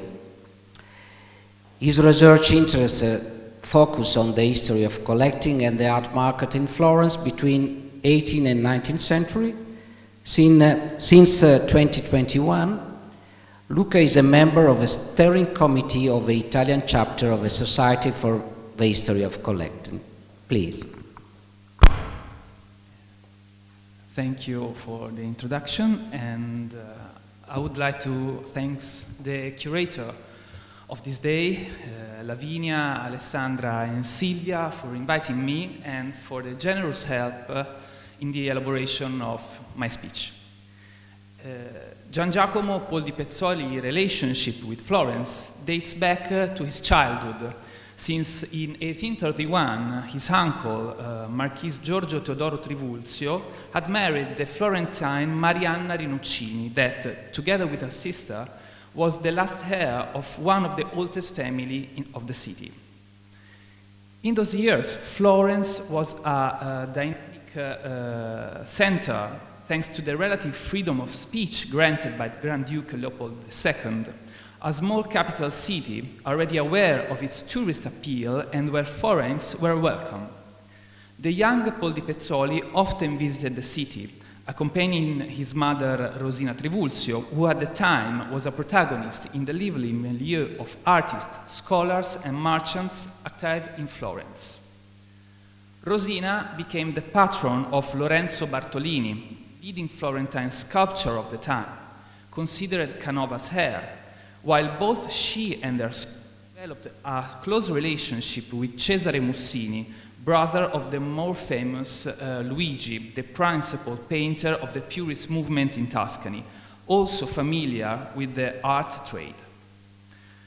Moreover, the discovery in 1840 of Dante's portrait in the chapel of Palazzo del Podestà, turned into a prison at the time, seemed to come as a reward for a period of fertile research on artistic and literary medieval sources in Tuscany, especially thanks to the works of German scholars, and also paved the way to a reinterpretation of Dante as a symbol of Italy struggling in the Risorgimento years, both in literature and in art, in great consonance with the ideals of the young Gian Giacomo. The rediscovery of Middle Ages was also affecting the Grand Ducal collection of the Uffizi and Pitti, in which a renewed interest in the so-called primitive painters emerged. But above all, it was reflected in the great rearrangement of the paintings collection of the Accademia di Belle Arti in 1841, into which most of the works dispersed through the Napoleonic suppression had flowed. Gian Giacomo would certainly have the opportunity to become acquainted with those great museums and probably admired their completeness and importance. But he would also have access to the private collections in the city, starting from the collection of his own family, the Rinuccini, which remain as a shining evidence of the splendor of the ancient Florentine dynasties after the dispersion that had affected other famous collections, such as the Gerini or the Riccardi. His interest would also have been attracted by more recent collections, such as the one of the Russian Anatolio Demidov, who was amassing a fabulous collection in the villa of San Donato thanks to impressive financial means. When Gian Giacomo moved in Florence in 1849, as an exile fleeing from Milan that had been reconquered by the Austrians, his knowledge of the city must already have been considerable. Unfortunately, we haven't got more information about his stay, which lasted from January to March. However, given the precarious political situation in the Grand Duchy in those years, following the flight of the Grand Duke Leopoldo II to Gaeta and the turbulent course of the provisional government, we can assume that it was unlikely to have been much room for artistic power. Other interests must have moved Poldi Pezzoli on his following visit to Florence in the autumn of 1861. He was accompanied by Giuseppe Spelluzzi, one of the trusted artisans who was working on the setting of the Milanese palace at the time. A request for reimbursement for this travel penned by Spelluzzi at the end of 1861 refers in general to some art purchases about which, unfortunately, we don't know more. At the time, the first Italian national exhibition was being held in Florence, hosted at the Stazione Leopolda, the first great meeting point for the industry of Italy, finally reunited. Although the capital of the kingdom was still Turin, Florence already qualified as the beating heart of the new Italy, where the glorious medieval past gave birth to the Renaissance, which was to be elected at the national style. Poldi Pezzoli, who has always been interested in the latest development in the field of decorative arts and at the forefront of their promotion, will certainly have visited the exhibition together with Spelluzzi. I suppose that the impression that he might have got from it will not be very flattering. Although he probably admired the luxury and the refined craftsmanship of the pieces presented, the exaggerated monumentality and the limited comfort that most of the productions must have inspired would have not struck him positively. The setting up of the Milanese palace, well advanced at the time, does not seem to be affected by this visit.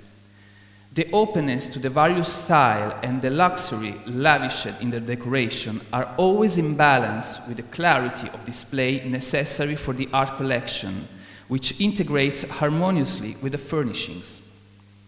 Also in Florence, at the time, a very special exhibition was being held in parallel to the national exhibition.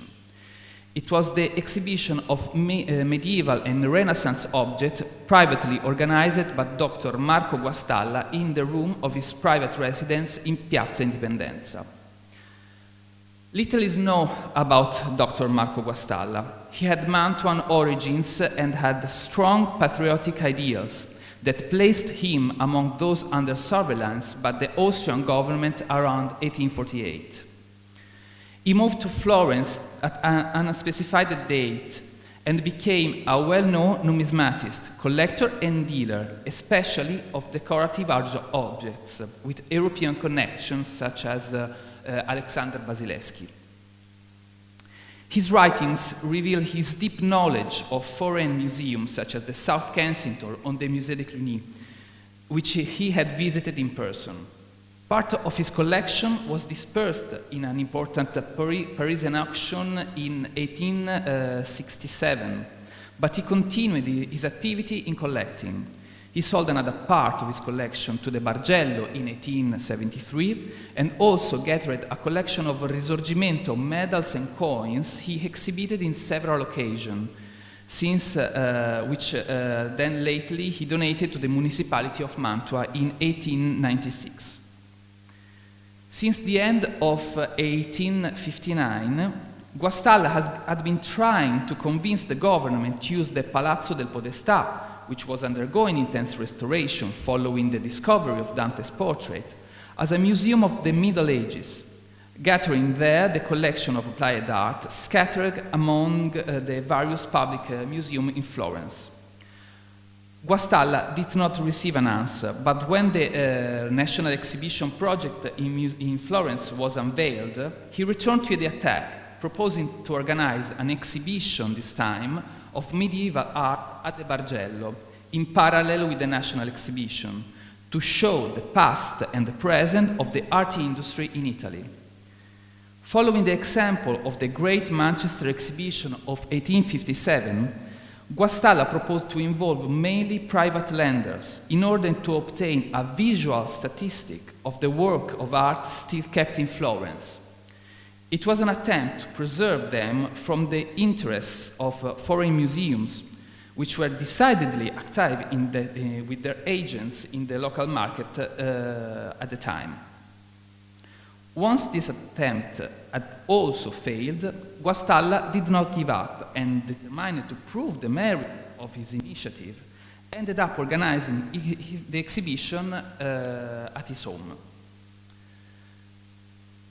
The exhibition took place from 21st September to 8th October 1861, and it was a success. 94 lenders took part, both private collectors and dealers, and it was visited by more than 12,000 people. The objects were distributed in 8 rooms, and given the large number of lenders and the short time available, it was not possible to set it up in chronological order as it was in Guastalla's wishes. The visitors probably include Poldi Pezzoli, who did not fail to walk through the exhibition rooms, looking at the various masterpieces on display, in search of objects to enrich his personal collection. Indeed, a letter from Marco Guastalla to Giuseppe Bertini, dated 1862, which emerged for the exhibition on Poldi Pezzoli collecting in 2011, seems to confirm this supposition. In fact, Guastalla informed Bertini that Poldi Pezzoli had expressed an interest in some of the objects he owned, and from Guastalla's brief description of them, they may correspond to some of the pieces he had presented at the exhibition held in his house. But in all likelihood, the proposed purchase was unsuccessful. In fact, we have no certain pieces of information about Poldi Pezzoli acquiring works directly on the Florentine market. The same situation repeated itself in May 1865, when Gian Giacomo returned once again to Florence, which had just become the new capital of the Kingdom of Italy. In that year, two important exhibitions were organized to celebrate the centenary of the birth of Dante, tutelary deity of Italy. A documentary exhibition dedicated to the poet, and another one devoted to the works of art of the Middle Ages and the Renaissance. Both exhibitions were set up in the Palazzo del Bargello, which was finally opened after the conclusion of the restoration. The prison left room to vast and bright halls, decorated in a neo-medieval style that was greatly celebrated by the press at the time. A revival style that also flourished in Florence in the homes of private collectors, as the same craftsmen employed for the restoration of the Bargello also worked for the likes of John Temple Leader and Sir Frederick Stibert. The staging of the two exhibitions, particularly the second one, was a prelude to the opening of a museum within the Palazzo, which in the intentions of the steering committee must concord with the most famous example of the time, again, the Cluny Museum and the South Kensington. The Dante exhibition was only open for a few days, from the 14th to 16th of May, and Gian Giacomo shouldn't have been greatly impressed. The study of Dante was a family affair. His grandfather, Gian Giacomo Trivulzio, was a recognized Dante scholar, and it should not be forgotten that in 1853, Poldi Pezzoli already celebrated the poet by setting up the precious Gabinetto Dantesco in his palace. Moreover, some of the pieces on display in the exhibition were well known to him, particularly those from the Trivulzio collection, or the replica of Bertini's stained glass windows dedicated to Dante that also adorned this cabinet that Lavinia showed before. As for the exhibition of the Middle Ages and the Renaissance, it suffered from the confusion regarding the models that the future museum had to follow, as well as the heterogeneous nature of the materials already available. Considering the restoration of the palace, the general indication was to create a medieval setting for the rooms, like in the Musée de Cluny, avoiding the class-based organization used in the South Kensington Museum.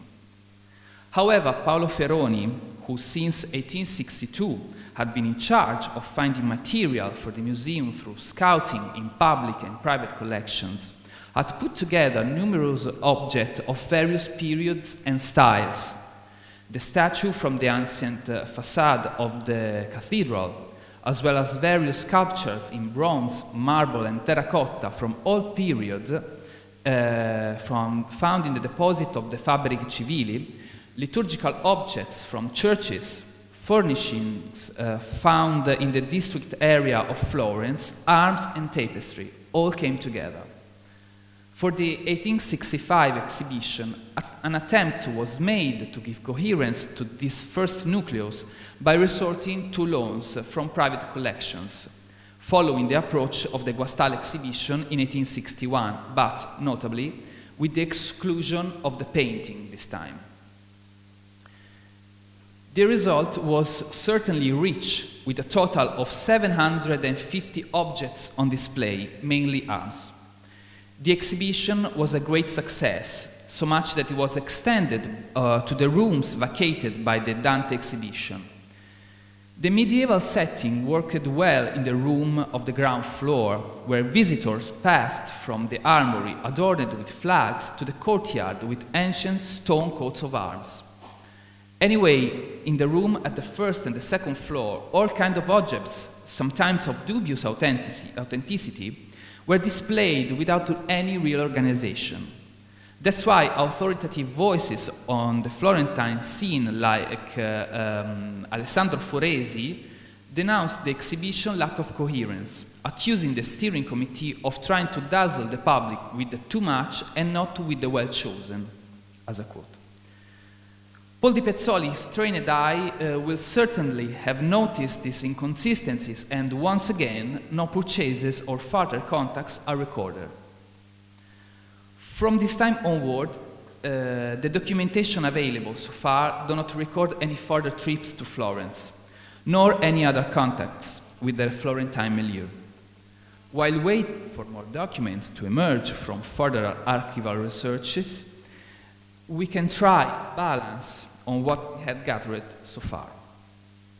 Observing, to cite an essay by Lavinia Galli, Gian Giacomo Poldi Pezzoli, Parable of Collecting, one is indeed struck by the ambivalence of the Poldi Pezzoli relationship with the city of Florence, if actually not mistrust.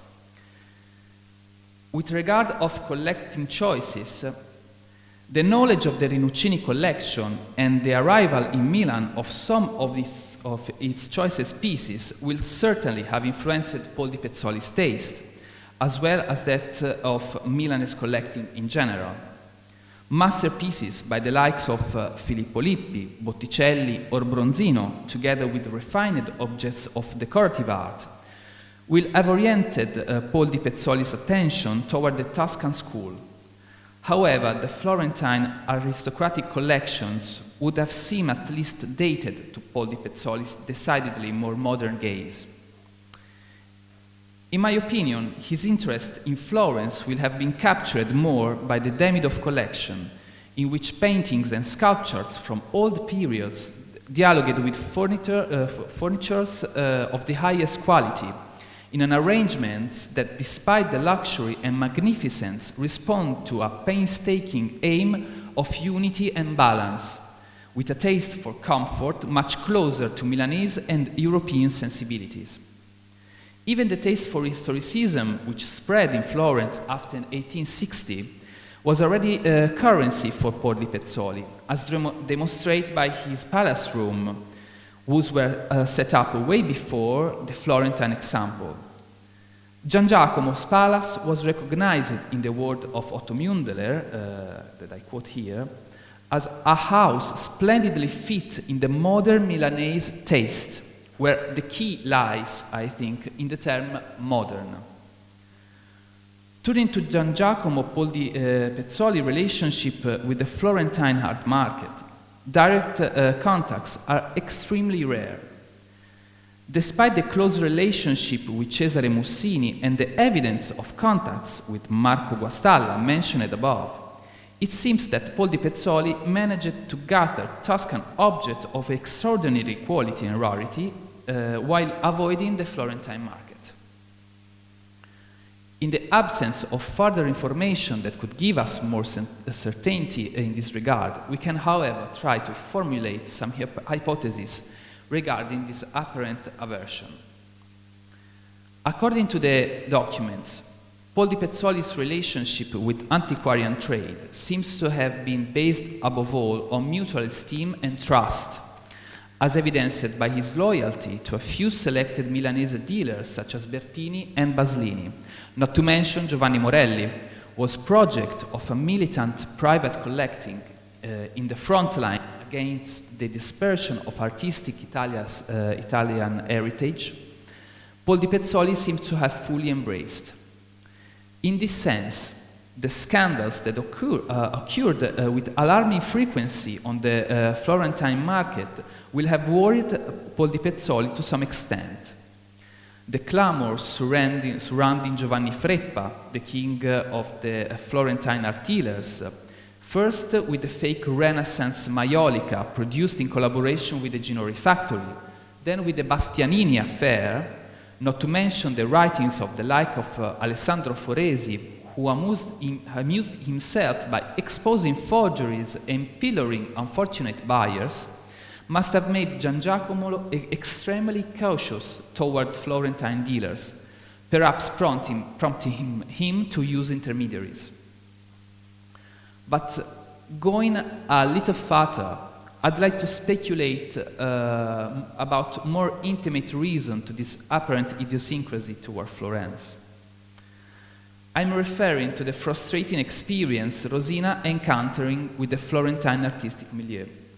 The never-ending commission to the Astianate to Lorenzo Bartini, but also the affair of the wooden casket purchased as an antique work by Sienese carver Antonio Barilli, but in reality a modern piece by the sculptor Giovanni Dupré, must have impressed Gian Giacomo in some way, maybe playing a role in his attitude toward a city that was a candidate to be the capital of a land of forgers.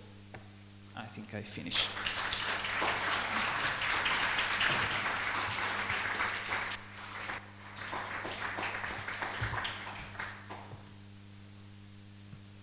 Thank you, Luca, for this revealed contribution. And so we know something about a new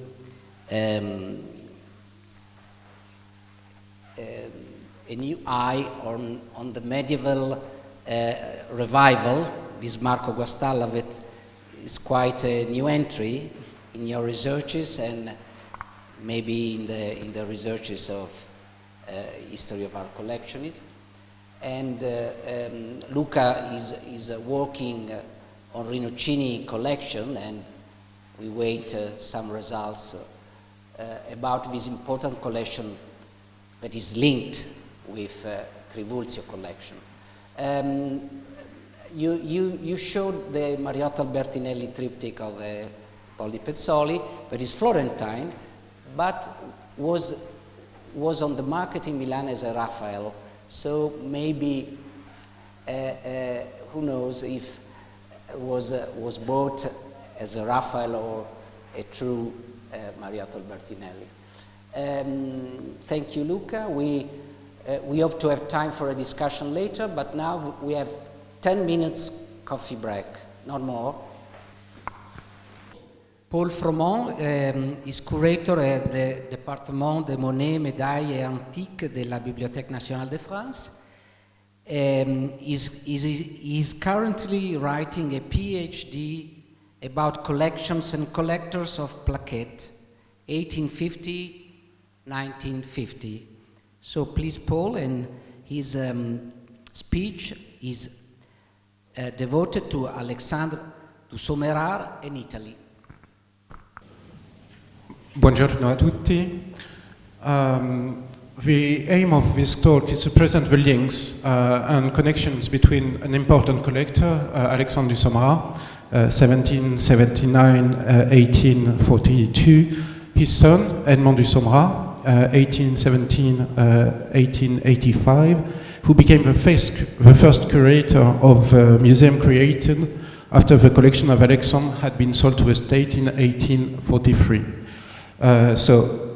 These two important characters on one side, and on the other side, Italy and Italian collectors.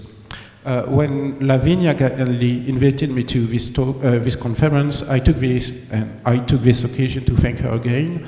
I was quite enthusiastic, as I have already worked on the ways the du Sommerard acquired their collection, and I was convinced it would be easy to show a rich network between the two men and Italian art collectors and Italian visitors.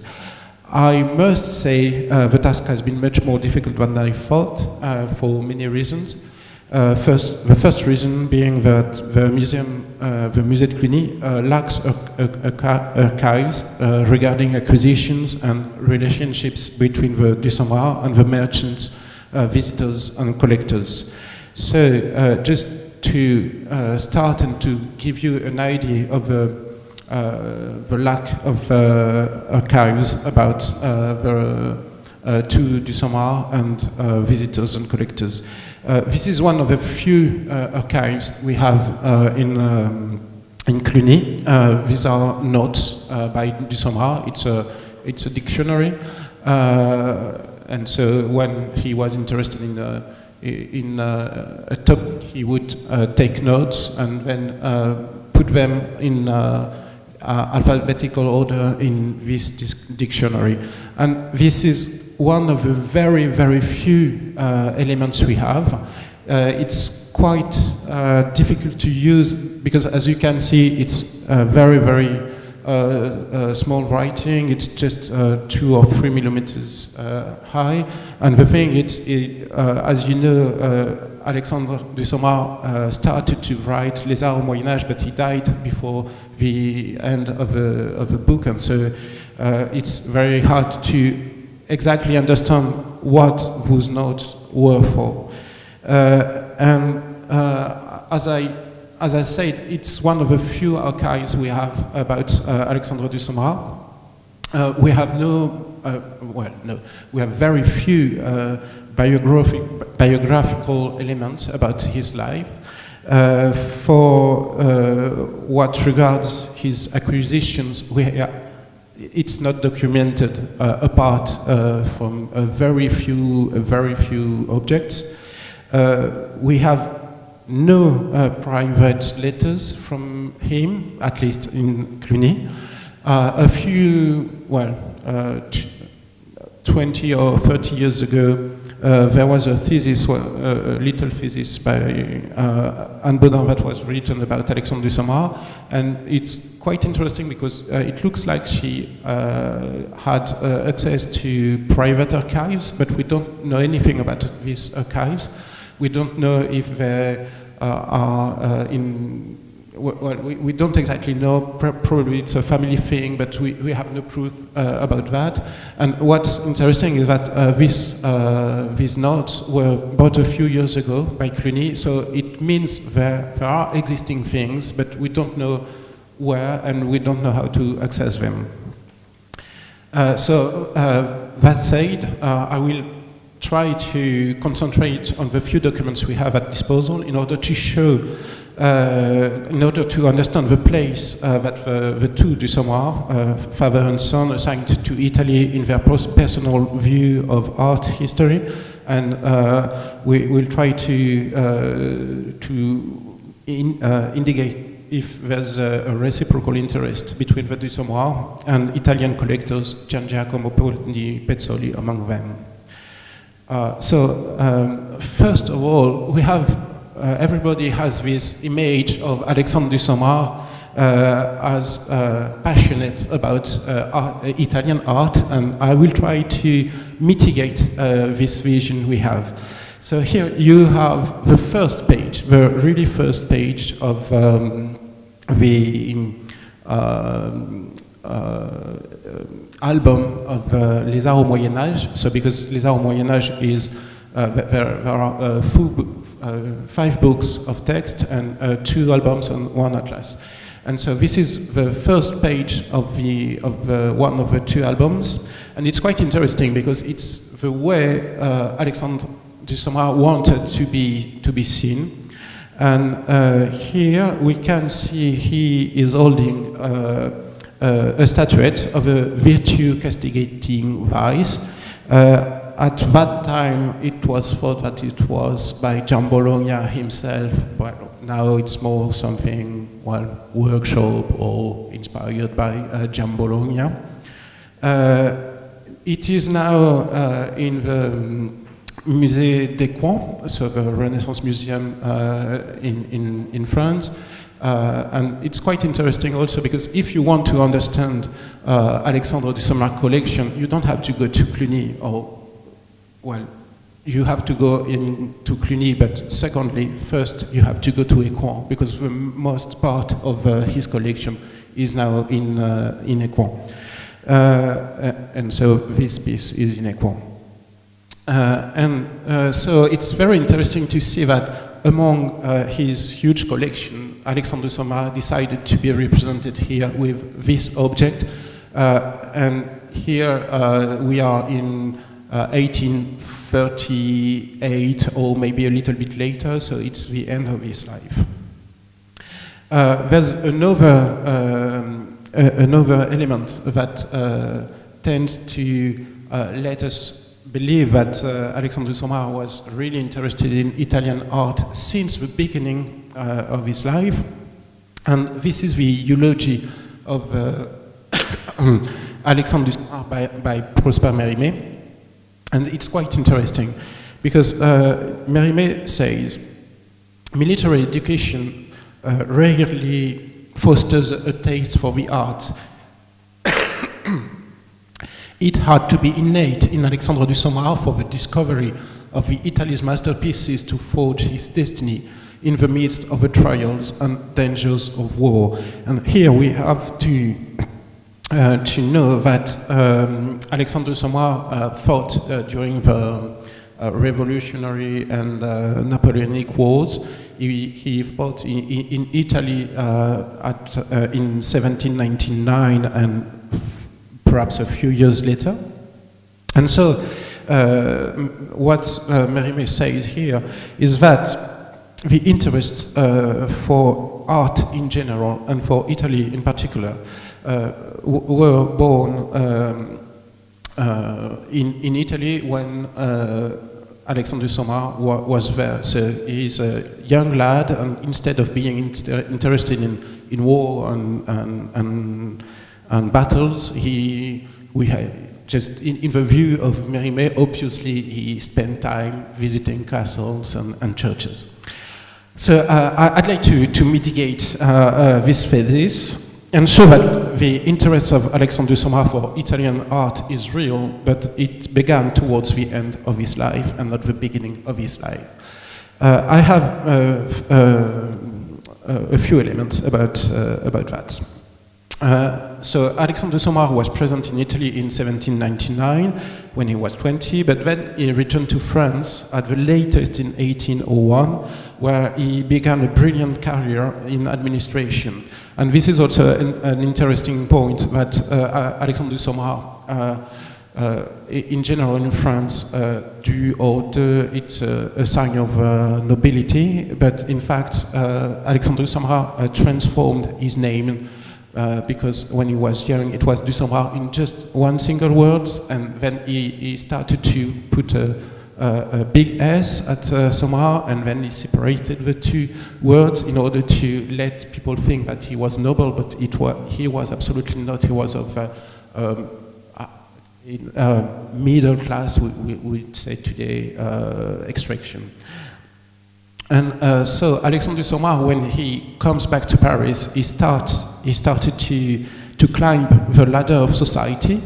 And he started to collect objects. And for me, the two things are related. So collecting objects is a way to climb society and the ladder of society, and is a way to be recognized by the people he invited in his house. But what is significant is that if he was really touched by Italian art, as Mérimée said, his first collection is a natural history collection. So nothing about art and nothing about Italy.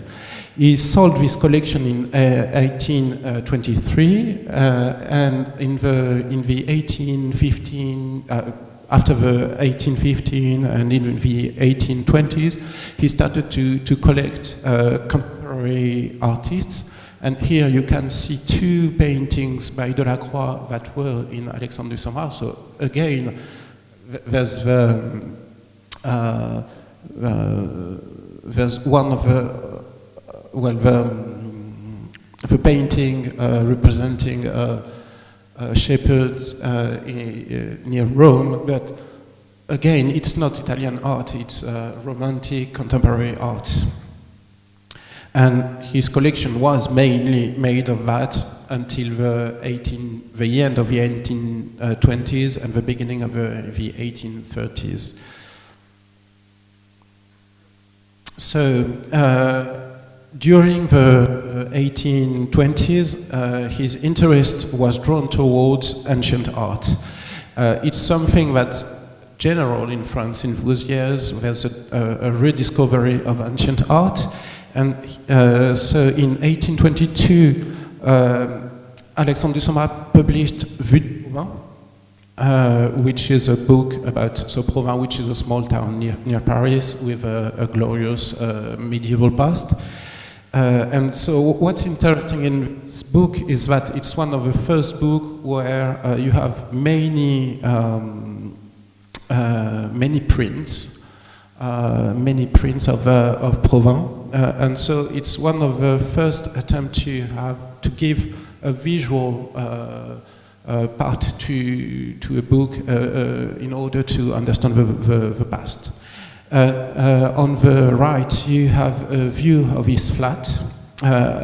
So it was printed in 1838 in Les Arts au Moyen Âge, but it's probably a view which dates back to the late 1820s or the beginning of the 1830s, so before he moved to the Hôtel de Cluny, and he moved to the Hôtel de Cluny in 1833.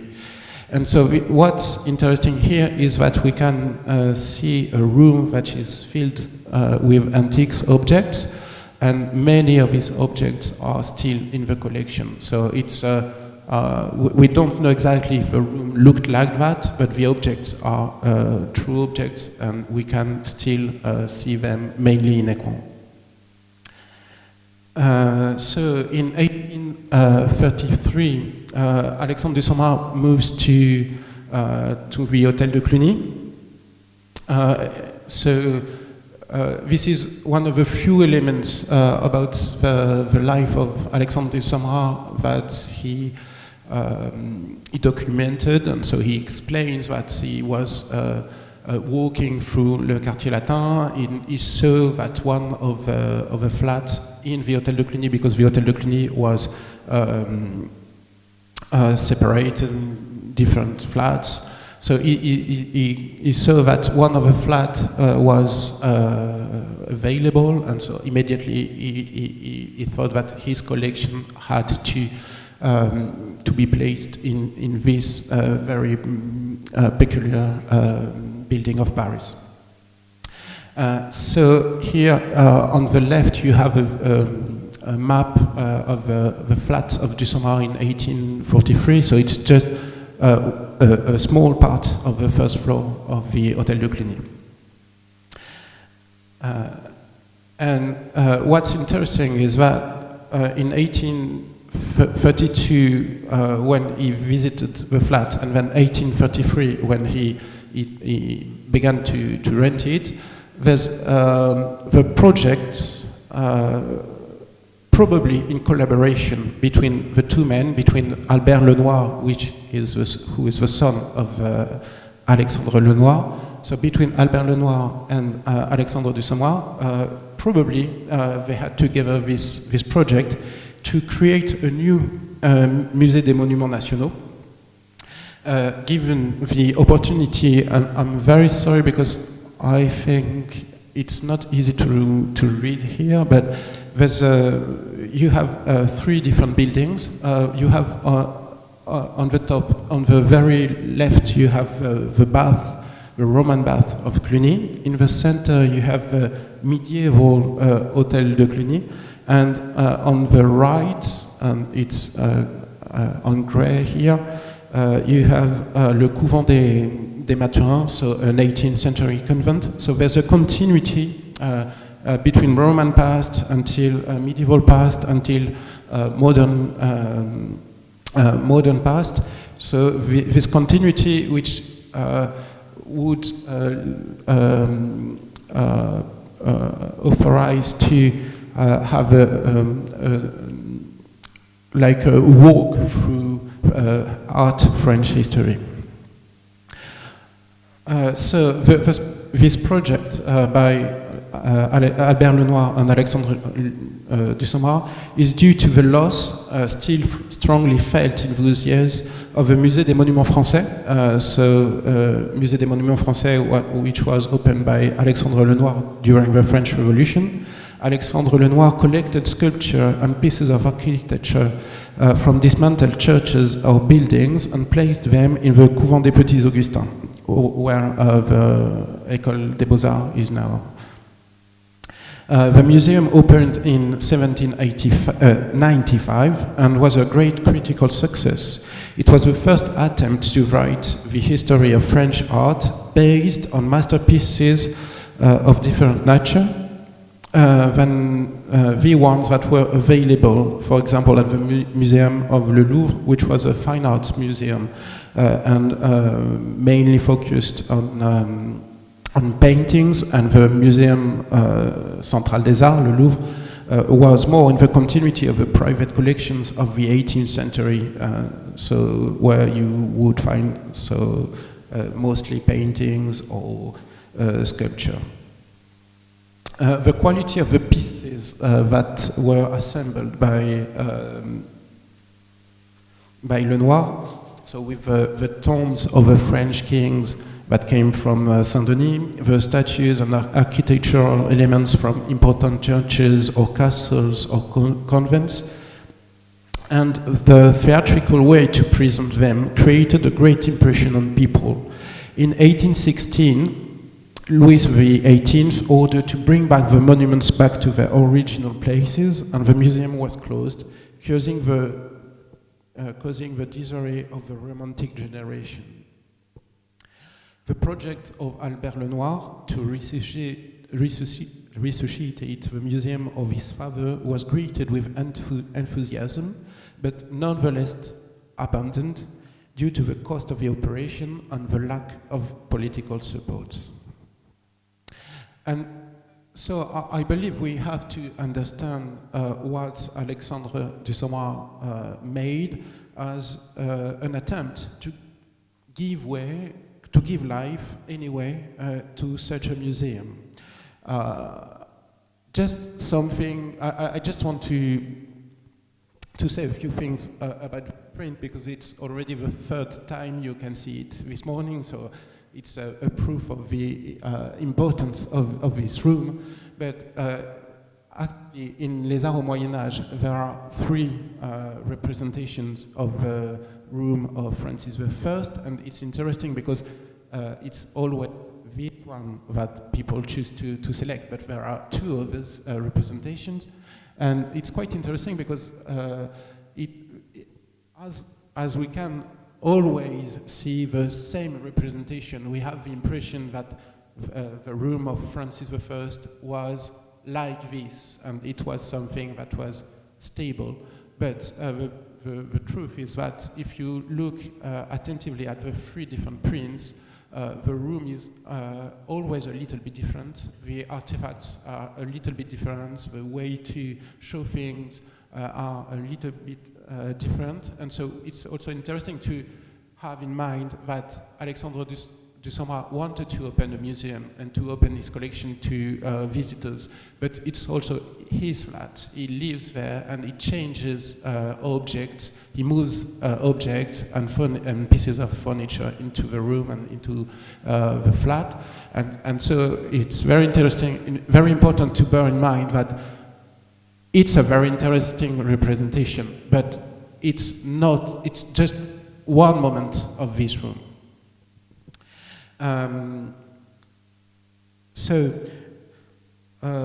Furthermore, so when Alexandre Dussomar moved to Cluny, he assembled his collection with the aim to create a special atmosphere. He displayed pieces of furniture and objects according to their period and their nature. And here it's quite interesting to understand also the way he put things in order. Ivory is almost every ivory object are in the Francis I room, and so on. There's a reflection about the nature of objects, the material or the destination. And another thing that's interesting is that he tried to connect the object with the rooms of the hotel. For example, the religious objects are in the chapel, or here objects in relation with François I, Francis I, are in this room because there was a legend that pretended that François d'Angoulême, so Francis I before he was the legal heir of the throne, that François d'Angoulême caught Mary Tudor, the widow of Louis XII, and so potentially the mother of a new heir to a throne. And so François d'Angoulême caught Mary Tudor in company with Charles Brandon, and so it allowed him to send Mary back to England and to proclaim himself king. So there was a legend that this happened precisely in this room, and so Alexandre Dussomar chose to display the big bed you can see here, because there was also a legend that it was a bed that belonged to Francis I. And so he also associated other objects to Francis I, and they were in this room. And so this approach is significant of what made the success of Alexandre Dussomar collection. He connected history with stories through objects and rooms that were associated with historical characters. And I believe it's very important to try to imagine Alexandre Dussomar in the middle of his collection. We have to imagine him as a highly colorful character. He would provide a lesson about our history with many anecdotes, with objects in his hand, like we can see, like we saw before, and to a captivated public, because he was a great orator and he was someone captivating. So, in fact, the Hôtel de Cluny hosted many guests, for first the friends of Alexandre Dussomar, the Parisian bourgeoisie and aristocracy, but soon visitors from larger horizon. And it's important to bear in mind that Dussomar home was referred to as a place to visit in several guides, French, but also in international guides. Furthermore, looking for connections between Dussomar and Poldi Pezzoli. The first visit of Poldi Pezzoli was when he was just 2 years old, so let's say it doesn't count. And anyway, Alexandre Dussomar was still in his old flat and not in the Hôtel de Cluny. But it's interesting to note that in 40, when he was 18 years old, Gian Giacomo Poldi Pezzoli visited Paris with his aunt, and it might be the time when he visited the Hôtel de Cluny, although we don't have any proof about that. But it's possible because, as I said, at that time, the Hôtel de Cluny was very famous, and given the social context, it's highly possible to think that he visited Cluny at that time. And as I'd like to stress that, as I said before, I'm trying to look for connections between Alexandre Dussomar and Italy, and until then, I haven't said a lot about that. And I think it's quite significant. That means that before the very end of his life, Alexandre Dussomar was not that passionate about Italy. I'd like to show you something I did with the inventory of Cluny in order to understand if he is very interested in Italian objects. And so, as you can see here, it's the inventory of 1843, so when Alexandre Dussomar dies. And you can see that there are Italian objects. There are not.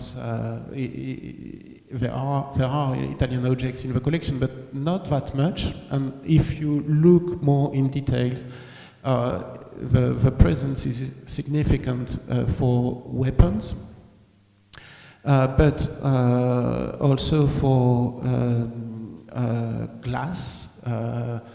It's mainly Venice glass. And so it's not something that's exceptional at that time. And ceramics and paintings. But paintings are not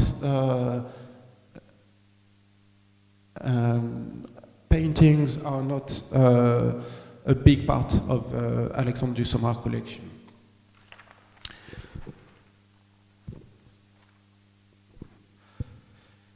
So a general observation here, the vast majority of the objects are French in the collection, roughly 85% of the collection. Half of the foreign objects are Italian, so there's an interest for Italy, but it's not central in the collection.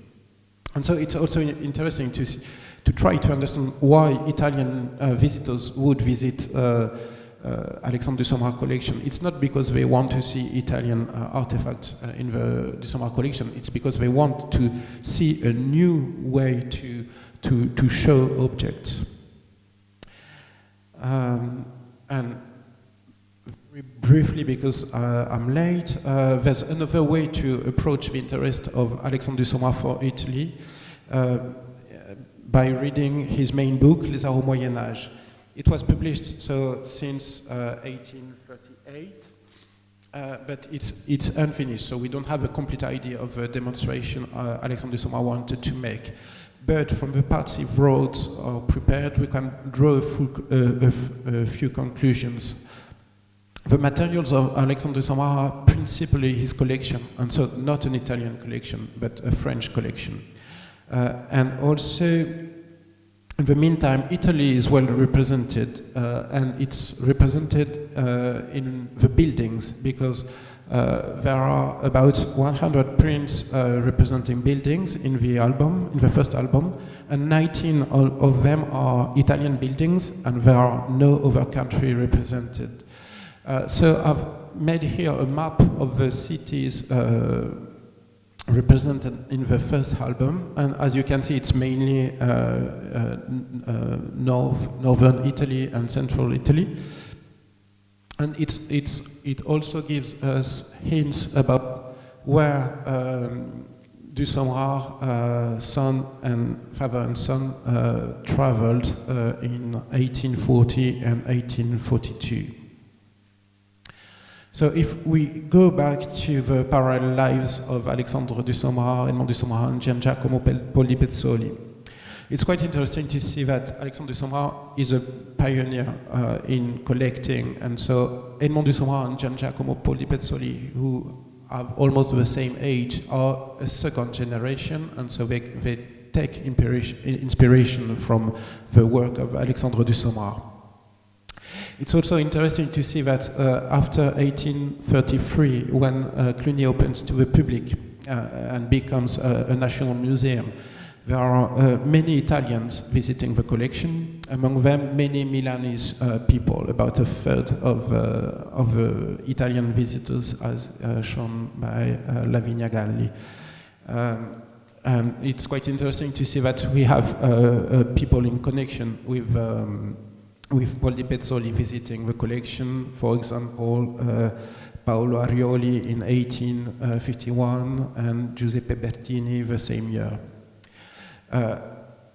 In the end, I strongly believe that Gian Giacomo Poldi Pezzoli visited the collection before the opening to the public, before it became a museum.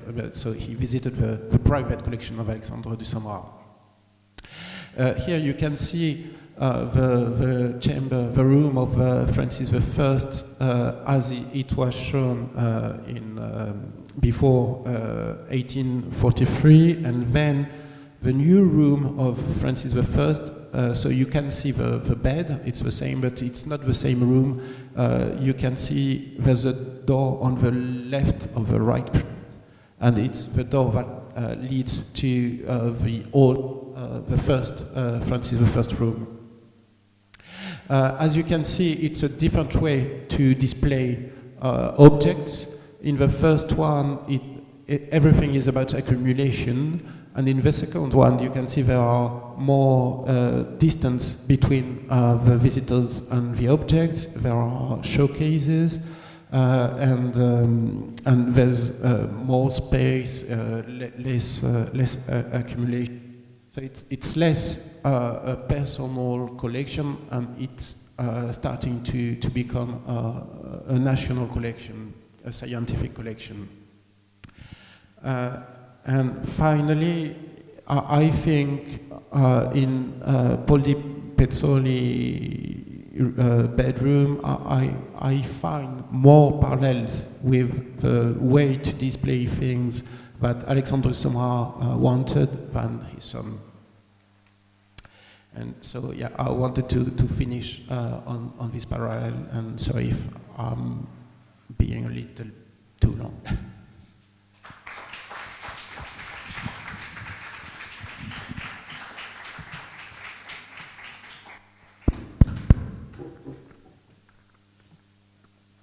Thank you to all from us.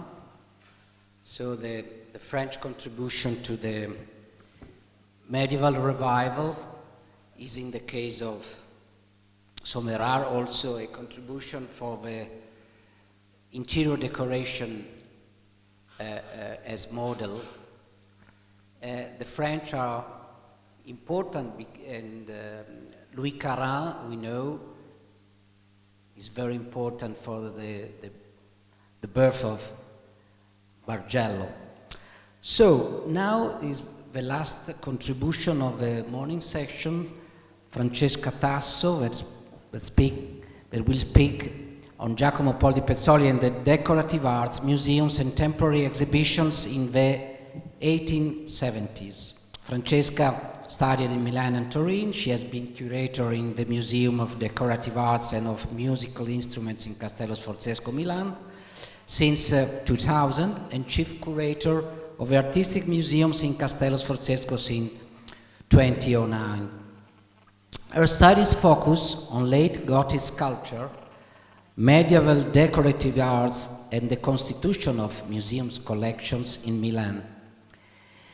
In 2017, she wrote with Alessandra Squizzato the volume Gli Avori Trivulzio, Arte, Studi e Collezioni Antiquario a Milano tra XVIII e XX secolo. Please, Francesca.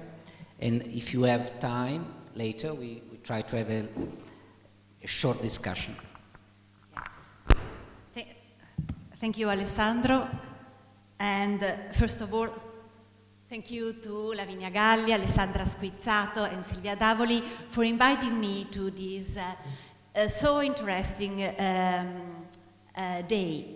And especially thanks to Lavinia, to Alessandra, and even to Lorenzo Tunesi, who helped me in these months to elaborate my speech. Discussing with them, I could define better the subject on which I've worked, which is about, oh, I'm sorry, because I don't think the images fit perfectly because it's too large.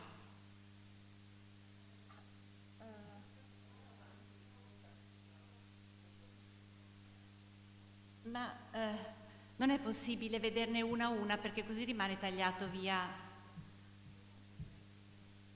Perché anche per gli altri avevamo fatto visualizza e modalità lettura.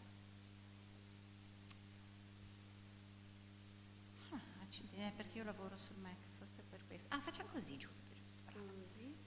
Perfetto, perfetto, grazie. Sorry. I've been working on the years around the 70s. Lavinia Galli spoke about the life and the collection activities of Giacomo Poldi Pezzoli till the exhibition of 1872. I want to speak about the years after, when Milano see a different challenge, very, very interesting for all the collectors, which is the project of opening an industrial art museum. I've worked, this subject has been already studied, especially by Eleonora Bairati in 1970. 1990 something, she published a paper about the Industrial Art Museum in Milano and its connection to the artistic museum, which was opened by the municipality in 1878. And I too studied this museum because it's very, very important for the birth of the museum of the municipality. But we found lots of documents, especially about this moment, 1873, 1878, and with all this documentation we can follow almost week by week the debate around this project, which was very up to date for the time. The first documents are dated to January 1873, and we see that the Association of Italian Industrialists decided to organize, to promote both a museum and an exhibition concentrated on industrial art. My speech is a lot about names. You will see lots of names because I tried to follow what the role of Gian Giacomo Poldi Pezzoli in this experience. But as you can see, many persons are involved in this project, and they start from the Association of Italian Industrialists. So all the names you see here are of people who were part of this association. In January 1873, there is already a board committee whose president is Antonio Beretta, who was mayor of Milano some years before. With Fortis, Fuzier, Speluzzi, Trotti and Volpi, they wrote a letter addressed to some members of the Association of Italian Industrialists asking for their participation to this project. You can see there is Gian Giacomo Trivulzio, Gian Giacomo Poldi Pezzoli, and many other important collectors of the time.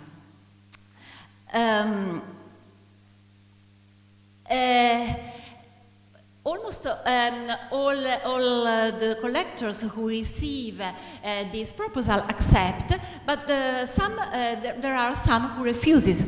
For example, Fausto Bagatti Valsecchi, Ludovico Belgioioso, Ercole Turati.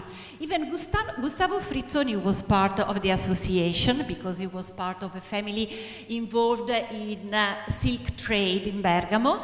For Bagatti Valsecchi, Belgioioso and Turati, we have letters where they say they have many commitments, especially outside Milano, outside Italy, so they often travel and they have no time to concentrate on this project. Frizzoni answers with the letters writing that he can't accept to be part of this commission, but he doesn't explain why. He says that he spoke with the Fuzier and explained the reasons of his refuse, but we don't know what was the real reason.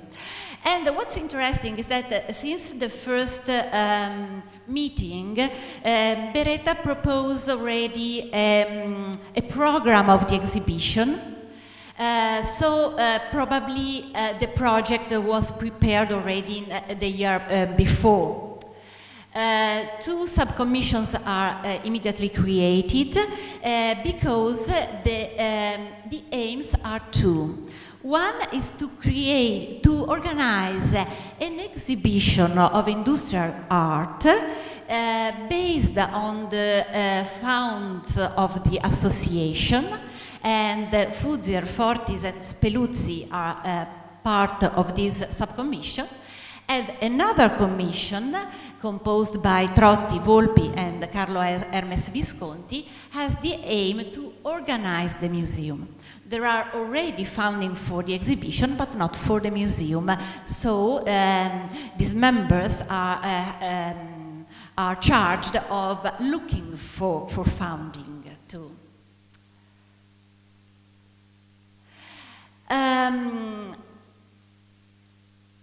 What's interesting is that in the first weeks, the Commission prepares a letter written in French, which is sent to the Ministry for Foreign Affairs in Rome. The Commission asks the Ministry to send this letter to all the main museums in Europe, asking for some support. They ask for museums program and regulation because they want to write, because in Milano the Commission wants to write the program and regulations of the new museum. They ask if there are schools annexed to the museum, schools of decorative art probably. They ask a list of the publication in which the museum is involved, the catalog of the collections, and they ask if the museums would collaborate making copies of their masterpieces, of their most important art pieces. And the first answers arrive very quickly. One of the first museums to answer is the South Kensington Museum. At the beginning, the relationship is always between ministers. So the Italian minister writes to the English one, and the English one answers to the Italian ministers, and then a direct relationship starts between the museums. It's interesting, the answer from France, because the France minister answers that he could contact the Conservatoire des Arts et des Métiers, but he thinks it will be quite difficult to create a relationship with that kind of the museum, which is much more orientated to work on contemporary arts, industry arts, and not with an historical approach.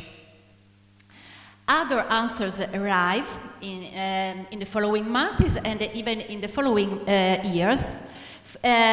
For example, from Vienna, from Wien, the Museum für Kunst und Industrie. Answers arrive, positive answers arrive from Stuttgart, from Berlin, from Munich, from Nuremberg and Weimar. So you must consider that with all these cities, with all these museums, a contact is activated. A contact means that from 1873 all these museums send books, volumes, and even photographs. And when the association will organize in 1874 the first exhibition, the catalog and many photos of the art pieces will be sent to all these museums. In the same 1873, the association, the commission of the association, can publish the rules for the foundation of the Industrial Art Museum in Milano. So we know what is the aim of the association. I put in black the key words. The idea is to examine the application of art to the various industries, to collect models, to have examples which will be useful for young artists to continue to work, to create new artworks. And since the first meeting, the association speaks about areas, I would say even 4 aims, which are not very clear at the beginning, but month by month it's more clear what they want to do. They want to create a collection of objects which can be historical objects or even copies of different objects, which will be divided into different classes. So there is already an idea of ordering all these materials, and each class will be ordered chronologically. Then the association wants to create a permanent retrospective exhibition. We know that in 1874 there will be the first and unique exhibition, but the idea was to have always a new one, every one lasting more or less 3 months, and then the exhibition had to be changed. And the exhibition had they wanted 2 different exhibitions. One, a permanent retrospective exhibition, so an historical one, and another modern exhibition focused on the industrial products of the time. What I understand, I think they wanted to create a collection and to put on show just a part of this collection with different exhibitions, more historical and contemporary. And then a library which is not only made by the books which are sent by the different museums, but where many photographs are collected too, and this is very interesting for the time. In all the documents we have found in the documents I could examine are in the museums found in historical archive in Castello Sforzesco, and there are many receipts of payment of different photos coming from all over Europe. When the association started writing the rules of this new museum, they declare that their models are the public collections in England and Germany. And it's interesting that France is not considered, not so explicitly. And especially the 2 museums, the South Kensington Museum and the Museum für Kunst und Industrie in Wien. I think this is very interesting, and you see there is a strong attention for the German world of museums, which is, I think, it's true that Milano, in the center of northern Italy, has always had this great attention to France or Germany, both. In this moment, it's Germany, apparently.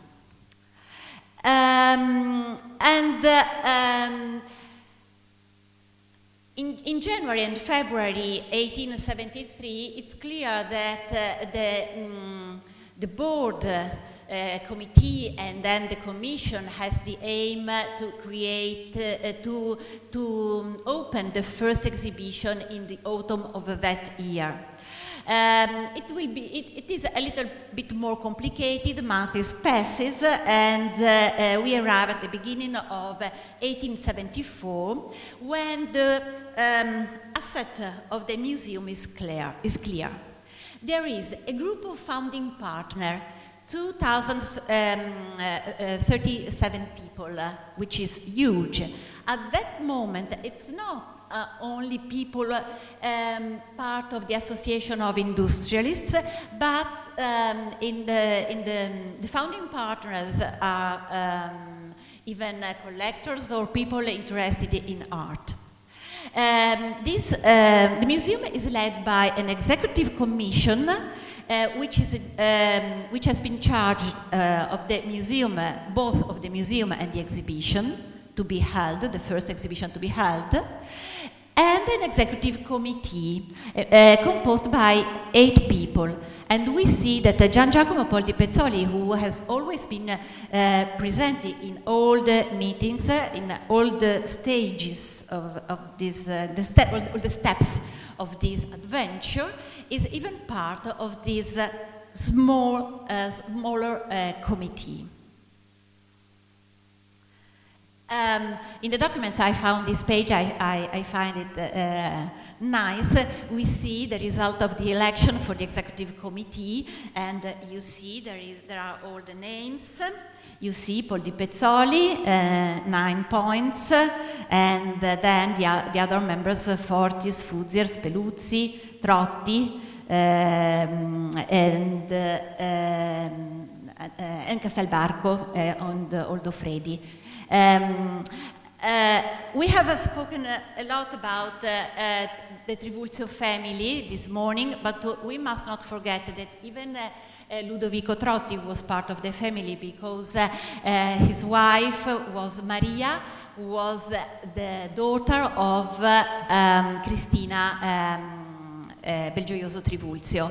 So even the Marquis Trotti was in a certain way part of the family, and his collection was strictly connected with the Trivulzio one.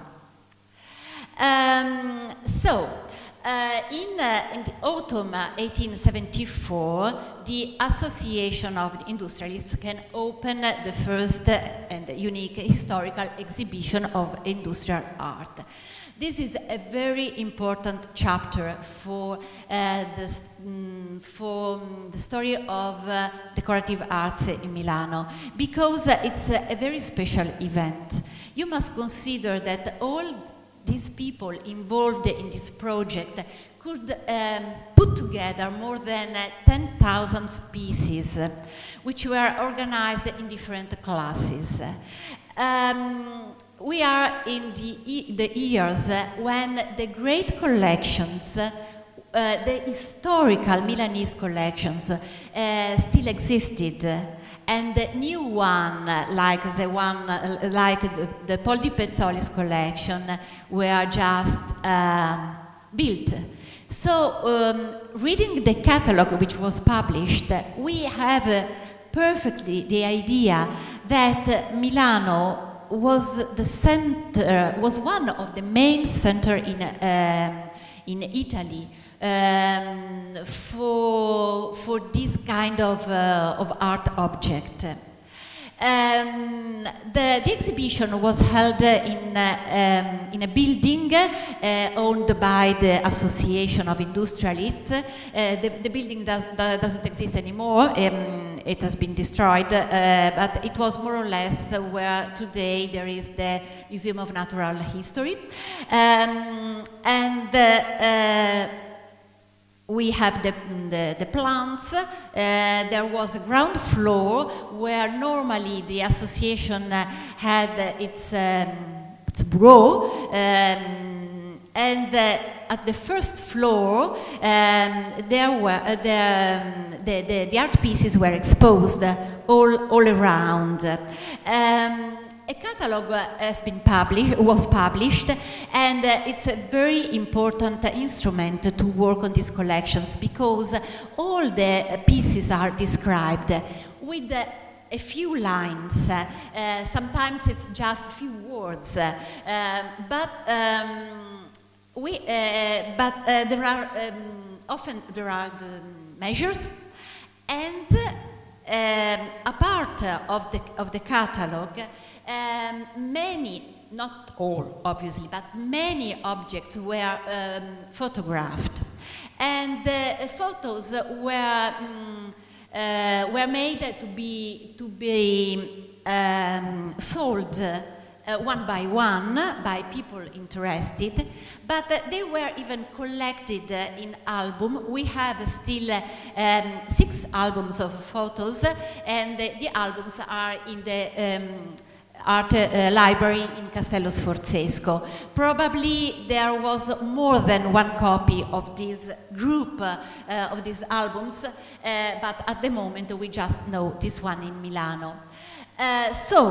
Putting together the short description, the measures, and the photos, sometimes it's not so difficult to understand of what were the art objects on display, and to understand who was the owner at the time. Many of these objects now are in different museums all over the world, I dare say. In the catalogue we see that apart the committees already, the committees already organized to work to the museum, a special executive committee had been found for the exhibition, and again we see that Gian Giacomo Poldi Pezzoli is part of it, and we find very interesting names. Who is used to work on these times know perfectly that we find key names like Carlo Cagnola, Cesare Castelbarco, Alfonso Garovaglio for the collection of iron objects, or Giovanni Passalacqua for his interest in Chinese and Japanese objects. Carlo Hermes Visconti, who will be one of the first directors of the Municipality Museum. Pietro Volpi, for example, it's Pietro Volpi who pays for the restoration of the Sala delle Asse in Castello Sforzesco, the room painted by Leonardo da Vinci, which will be discovered at the end of the 19th century. So all I've chosen to put all the names because it's very important to understand what's the group who is working on this project, which is a project of a museum, of an exhibition, which is very important to see how the idea of museums, of creating museum, is changing year by year. Because we have seen, thanks to Paul Froment, what was the first idea of a museum, what was the idea of a museum in the 50s, 60s. Now things are quite changing, and a new approach to art objects is under study, because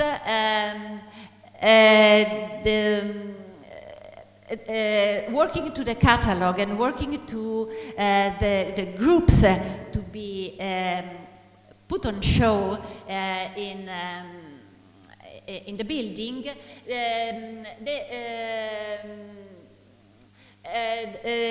it's decided not to expose them in a chronological order, but by classes. There is a long and strong discussion how to organize these classes, and at the end materials is the key point to compose these groups. I just forget to tell you that the catalogue is divided in showcases. I mean, you have classes of materials and then the indication of showcases with their numbers 1, 2, 3, 4, and they are the same numbers we find here in the map. So it's very easy to follow how the objects were collected and put together. And here you see the 12 classes which were spread in this building. Each class was led by 1 or 2 or 3 commissioners who were in charge of selecting the objects and to create the groups to be put on show in each showcase. As Lavinia Galli told this morning, Gian Giacomo Poldi Pezzoli was in charge of 4 classes. Weapons, we know it was, or arms, we know it was his main interest, maybe, but even glasses. Unfortunately, for glasses, we have no photos. I think it was very difficult at the time to take pictures of glasses. It's very difficult even today. So we know very few, we have very few informations about the objects which were chosen. And then ivories with Giovanni Lucini Passalacqua and bronzes with other 3 people. Gian Giacomo Poldi Pezzoli, so we understand, had a very important role in this exhibition because he selected many pieces for the exhibition, and in part it is the most important contributors because he gave more than 900 pieces from his collections, especially glasses and arms, but not only. For example, I found very interesting that he had a collection of Chinese porcelain which were shown in this occasion. So following his loans to the exhibition, we have a very precise idea of all his interests.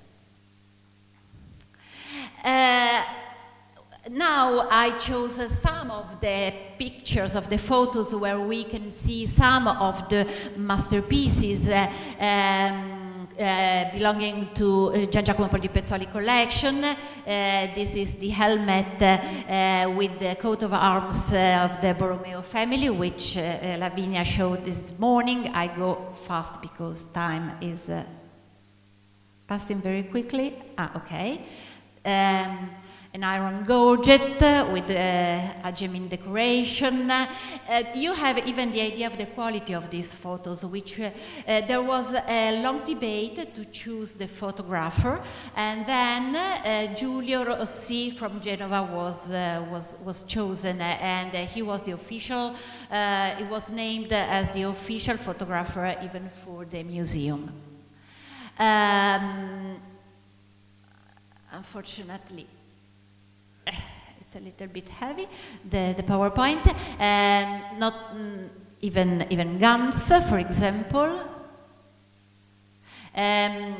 Lorenzo Tunesi some years ago published a very interesting drawings made by Bertini, I think, before taking pictures.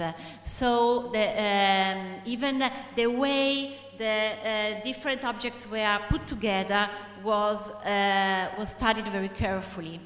The automaton clock still existing in Museo Poldi Pezzoli with Diana on her chariot, a very beautiful and precious object, but even pieces of furniture like these bellows and the goldsmith's work. This is a very interesting pictures because here we have a very small but precious object made of painted enamel. I try to go a little bit fast because time is passing quickly, and so we see some porcelain. What were the models of the museum they wanted to build? We have already said that the Museum of Manufacturers in London, then South Kensington Museum was one of the model. But it's true that in 1850s the idea was to put different objects together to suggest more an historical approach. I go very fast because we have already seen some of these images. Between 1851, the Great Exhibition at Crystal Palace, and the year 1874, many universal exhibitions were held, both in Paris, in London, even in Manchester or in Vienna. And so the approach to the way of exhibiting objects a little bit changed. For example, thanks to Lavinia Galli, Lavinia invited me to read how the Universal Exhibition in Paris in 1867 was built. And although the exhibition was on a chronological order and not typological, we have the same attention to put together objects coming from, not only already from museums, but from private collectors, and even, for example, from the treasures of churches, which was the same things which was made in Milano, because, for example, all the treasure from Monza was put on show in this exhibition in Milano. The idea was to put together to create an historical exhibition starting from Middle Age and arriving till nowadays. I go a little bit faster, just to say that reading the catalog, reading the documents, and looking at the pictures, the photos, we have the idea that the interest in the 70s is more for great categories based on the material. And so, more than this approach based on an historical construction, I think that we must consider a model like this, with a showcase more or less all similar, with groups of objects made of the same material and coming from the same region or from the same period. At the beginning of, after this first great exhibition, the aim of the association was to create the museum. And the idea of the association was, at the time an exhibition had been held, a collection started, they had a library with lots of volumes and photographs, but the idea was to donate all this material to the municipality of Milano, who had not a museum, although many private collections have been already donated to the municipality.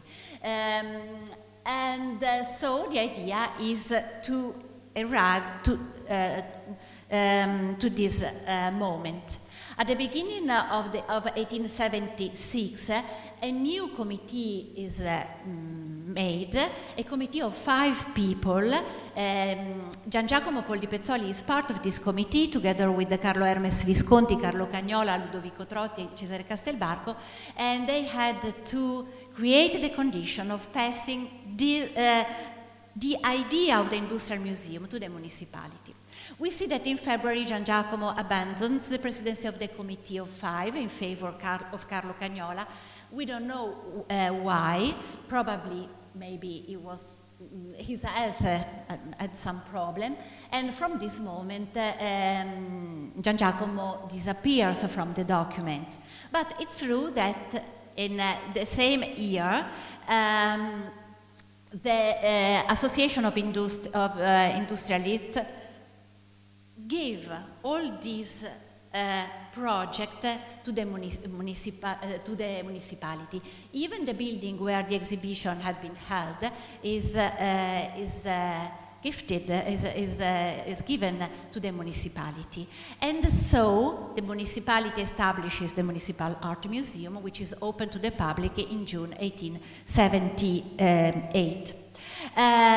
Some years after, a higher school of applied art to industry is created by the municipality, and in 1890 Camillo Boito, who will be the second director of the Poldi Pezzoli Museum, publishes the first volume of Italian decorative and industrial art, because the project of the Association of Industrialists was a very modern one. The museum was not alone. The idea was to have a museum with a library, with we can say a documentalist bureau, with a school. So the artistic collections had to be part of a larger project.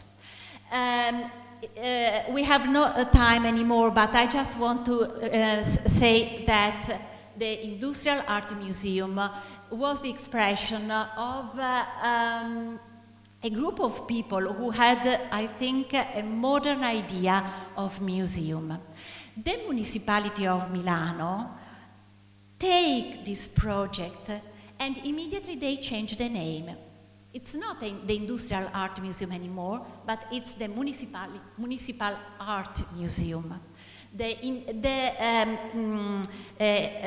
collection of decorative arts are put together with paintings, for example, and of all this great project made thinking of a great network all over Europe, very few things remain. It's true that some people remain because, for example, Carlo Hermes Visconti will be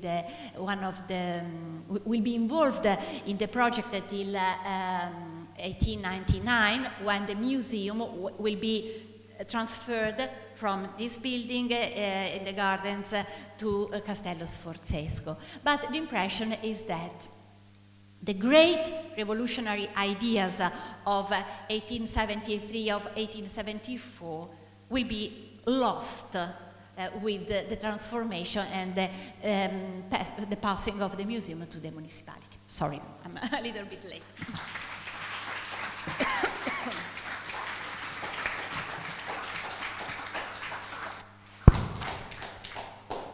Thank you to Francesca Tasso for her speech.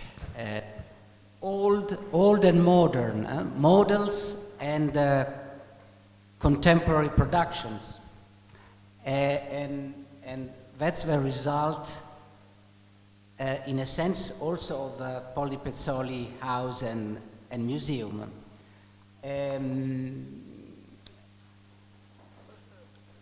I think that we can open the discussion if somebody has some question. I thought Alessandro made a very important point at the beginning, saying that art history was often created by figures like dealers and the in-between people you might think about as being in-between, but someone who's going to emerge this afternoon, I think, is Baslini. He did this morning too. There's a prejudice, particularly among Anglo-Saxon historians, I'm Australian by the way, there's this prejudice that if you're a dealer, you can't say anything that's worthwhile about something, which of course eliminates about 2/3 of the people who've written interesting things on art history. But as Alessandro made this point, particularly about this conference, I just wondered what you might have thought this morning at the end. And then I also have a question to the last speaker. Well, these objects in great exhibitions, were they for sale? Was there an art market going on there? Not at all, nothing at all.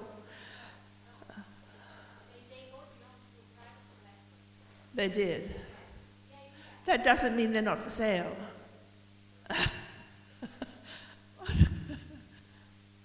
But I'm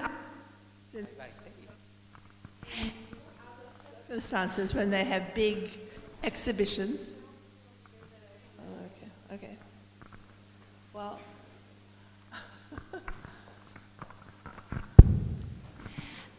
okay, but also sometimes the Catholic Church has objects that they sell like this. But this didn't happen in these circumstances. No. The idea, all the art pieces were belonged or to institutions like churches or to private collectors. That doesn't mean they're not for sale. But there was no intention to sell. Never. No, never. The idea was that private collector should give their collections to the municipality to create the museum. But it's true that no one did this. Except one, which was Malachia de Christoforis, who died in 1876, and he left his legacy to the municipality of Milano for this project, and this was the only one. So the municipality of Milano, who had already some private collections which were donated in the decades before, and had the Association of Industrialists who said that you have to take charge of this project, and the wonderful collection of Malachia de Christoforis, they put all together and they accept this to take charge of this new museum. But there was no intention to sell. But it's true that what happened, that the catalog, the photos, put the attention on the Milanese collections, which were sparkling. More than 10,000 pieces, some of them of first quality. And so, in the years after, we see that many collectors started selling their pieces. Well, in Australia, we've got pieces that come from these exhibitions, and so that was what prompted the question. Thank you. You're very welcome. You, Alessandro. Yes, and I try to answer the question of Jenny, but it's a rhetorical question, because, as I said, in a sense, Morelli and Frizzoni were the two better eyes in the Milanese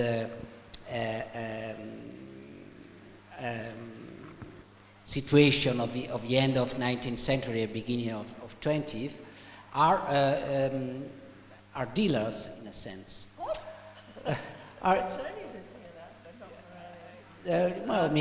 Well, we have Morelli's books of accounts. Also Berenson is not a dealer, but he works with dealings. They're different.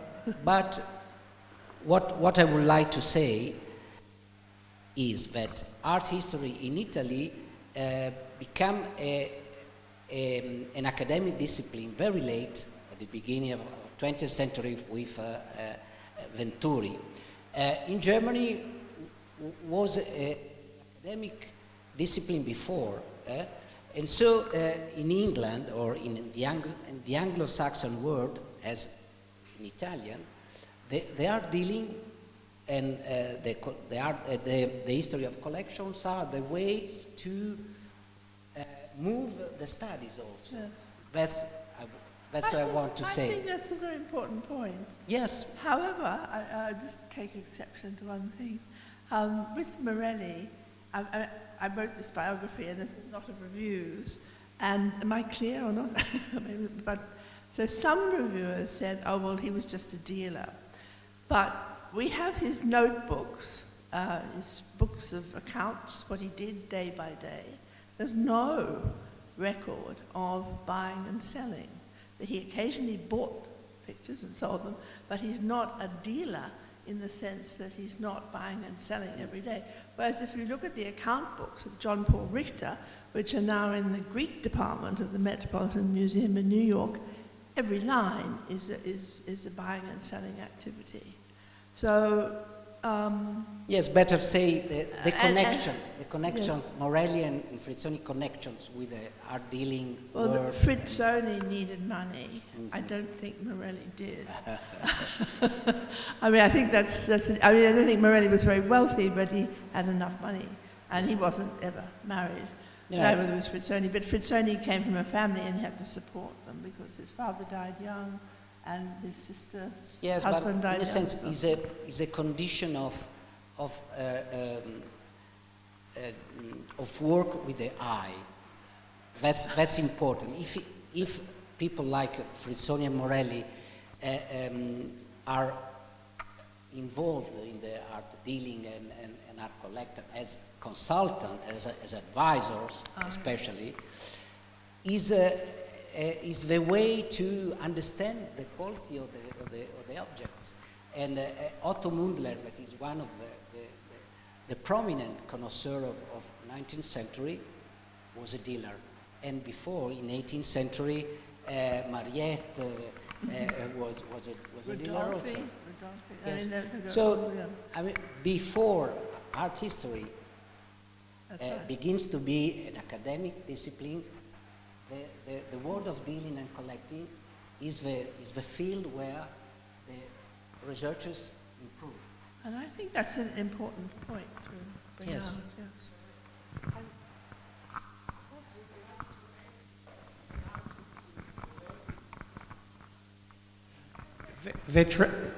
Yes.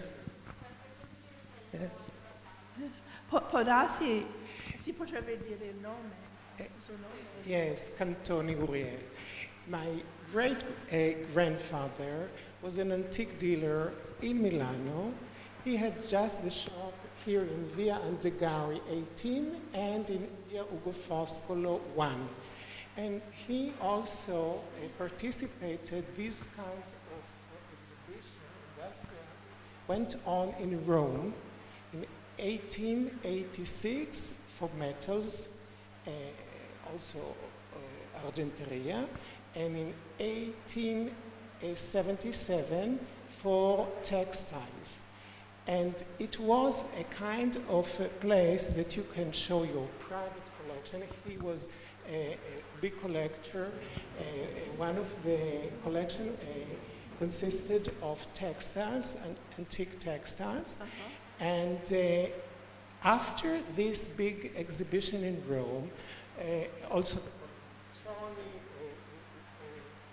Giuseppe participated with items, and he sold his big textile collection to the Kunstgewerbe Museum in Köln. And recently I contacted the of the museum. She sent me all the items with photographs of these textiles that originally were exhibited in Rome, and now they are part of the Köln museum. It is called the Mark Museum für angewandte Kunst in Köln. So this is the answer. It was a kind of showcase for people who were interested to buy also these objects.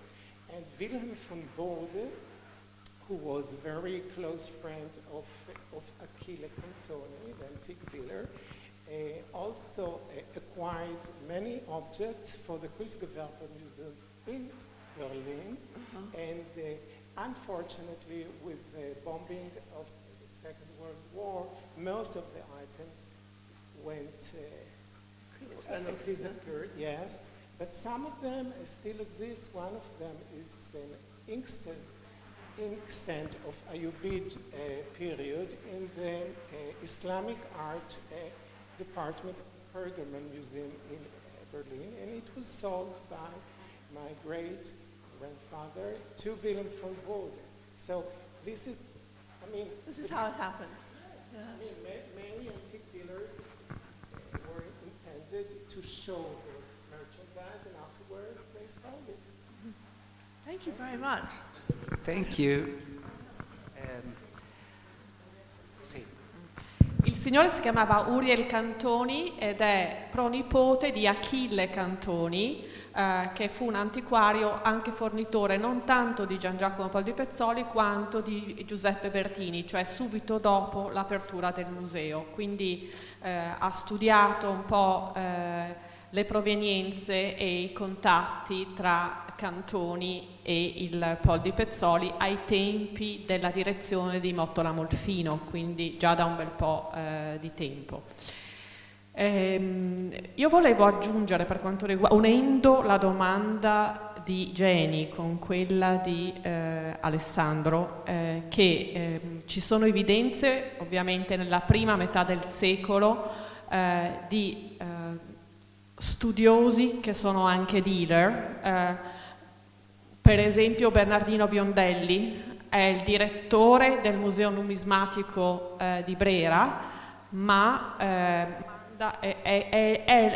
l'esperto a cui Gian Giacomo chiede sempre consiglio prima di comprare le sue armi.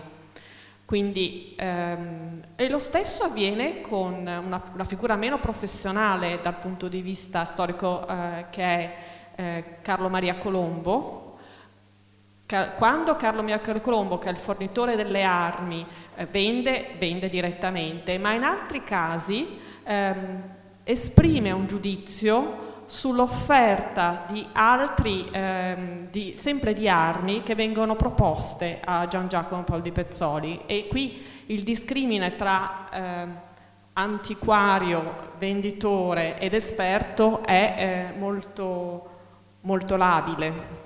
Per quanto riguarda invece la vendita degli oggetti alle esposizioni, io credo che l'arrivo negli anni 60 dei travel agent degli stranieri avesse messo un po' sulla grande attenzione da parte di chi voleva tutelare l'arte italiana in un momento di vuoto legislativo, e questa allarme si nota tantissimo nelle minute dell'esposizione del 72 di cui ho parlato. Gli organizzatori cercano di far arrivare dei pezzi anche dalle chiese, esattamente come succederà nel 74. C'è un grande dibattito, per esempio loro vogliono a tutti i costi il Cristo alla colonna di Bramantino, e Chiaravalle non lo dà perché ha molta paura.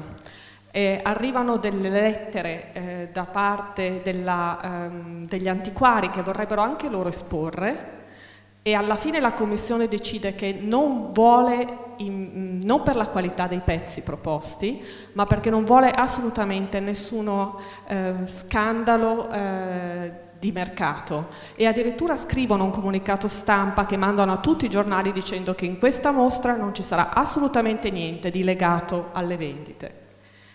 Quindi voleva dire che stava cambiando un po' il clima e c'era più sensibilità su cosa stava succedendo al nostro patrimonio. Nel 1882, poi chiudo, Giuseppe Bertini compra da Santa Maria delle Grazie un antependium con addirittura le sigle di Ludovico il Moro e di Beatrice d'Este, e riceve una letteraccia dal soprintendente Cantù, che gli dice: come ti sei permesso, riballo subito alla Chiesa, io l'ho messo addirittura nella mia guida, quindi sapevi benissimo che era un'opera della Chiesa.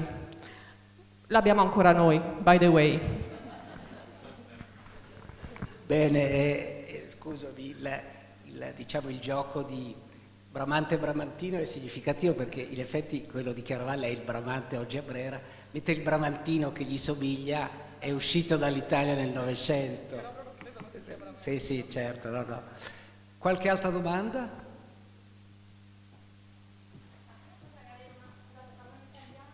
Sì, sdoganiamo l'italiano. Sì. No, scusami, vai Alessandro.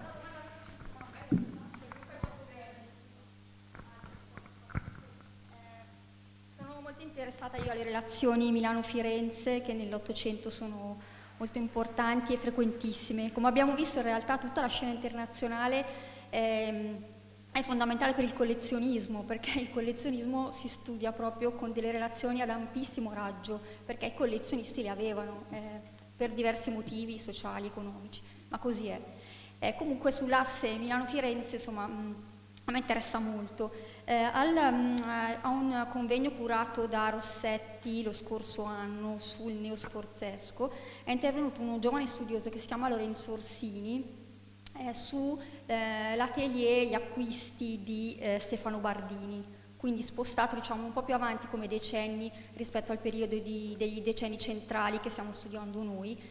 Una seconda metà dell'Ottocento che è più conosciuta, perché non so per quale motivo è più studiata. Noi abbiamo avuto molte difficoltà a mettere a fuoco i decenni centrali dell'Ottocento. Comunque sia, questo ragazzo che ha lavorato proprio nell'archivio di Bardini raccontava di tantissimi pezzi lombardi commercializzati da Bardini, cioè come se appunto lui fosse venuto qua in Lombardia e avesse un interesse molto preciso proprio sulla scuola lombarda. Quindi io questa domanda che tu dici, forse dovresti farla a Orsini, però la faccio a te, cioè com'era, che immagini c'era dell'arte lombarda, ad esempio a Firenze, in Toscana, in questi decenni centrali dell'Ottocento? Cioè veniva identificata la scuola lombarda in qualche modo, veniva apprezzata, almeno, non lo so, nell'ambito dei collezionisti che tu conosci. Noi stiamo cercando di capire com'è l'immagine appunto dei lombardi fuori, però a me interessa, ecco. Non so se voglio metterti in difficoltà. Insomma, no, io penso che in realtà l'immagine della scuola lombarda fosse legata soprattutto, almeno per questi anni, ai leonardeschi. Quindi fossero almeno fino alla metà dell'Ottocento, alla seconda metà dell'Ottocento, della scuola lombarda si aveva più una visione relativa appunto all'ascito di Leonardo a Milano piuttosto che di quello che c'era prima. Cioè io penso anche appunto al recupero di Foppa o a altri nomi comunque importanti dell'arte lombarda, che in realtà arrivano dopo con la riscoperta appunto delle scuole lombarde e piemontesi, che però ormai è una storia un po' più recente, diciamo. Sull'interesse di Bardini per il mobile lombardo, per oggetti lombardi, diciamo che lui era onnivoro. Per il poco che conosco di Bardini, aveva una rete enorme, un potere enorme a Firenze e appunto una volontà di raccogliere e di commerciare che era effettivamente quasi, direi, nuova in una città come Firenze, che comunque aveva visto già all'opera personaggi come Giovanni Freppa, che non è mai abbastanza studiato, non è mai abbastanza citato, che era il re degli antiquari. Stefano Bardini era il principe, qualcosa vorrà dire, ma Bardini riesce ad accentrare su di sé, molto più di quanto abbiano fatto i suoi predecessori, tutta una rete di mercato e di artigiani soprattutto, che di fatto invade il mercato e in qualche modo ci ha lasciato una serie di studi e una visione del mercato fiorentino un po' distorta, perché di fatto ha centrato sui grandi antiquari, soprattutto su Bardini, una realtà che era molto più sfaccettata e che alcuni studi, come quelli di Barbara Bertelli, che vorrei citare qua perché per l'importanza che ha avuto nel mettere a fuoco questa situazione, era fatto anche di antiquari minori e di case d'asta che pian piano stavano iniziando ad operare anche in Italia. Non erano certo i livelli di Parigi, di Londra o di Amsterdam, appunto, ma piano piano cominciavano a fare capolino. Sull'arte lombarda, appunto, più che questo appunto idea sulla scuola leonardesca non saprei dare altri agganci. Grazie. Sì, naturalmente con Bardini e con Elia Volpi lì c'è in qualche modo proprio la volontà di vendere lo stile fiorentino, quindi è una cosa molto militante dove le altre scuole entrano a fatica. Domande?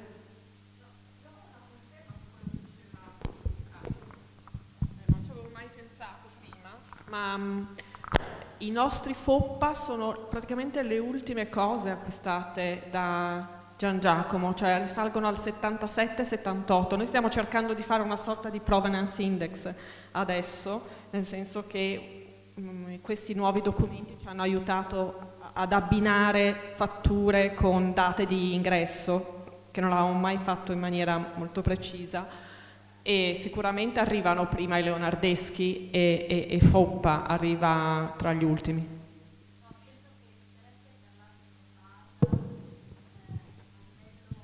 Te lo porto, vieni tu, vieni qua. Come lo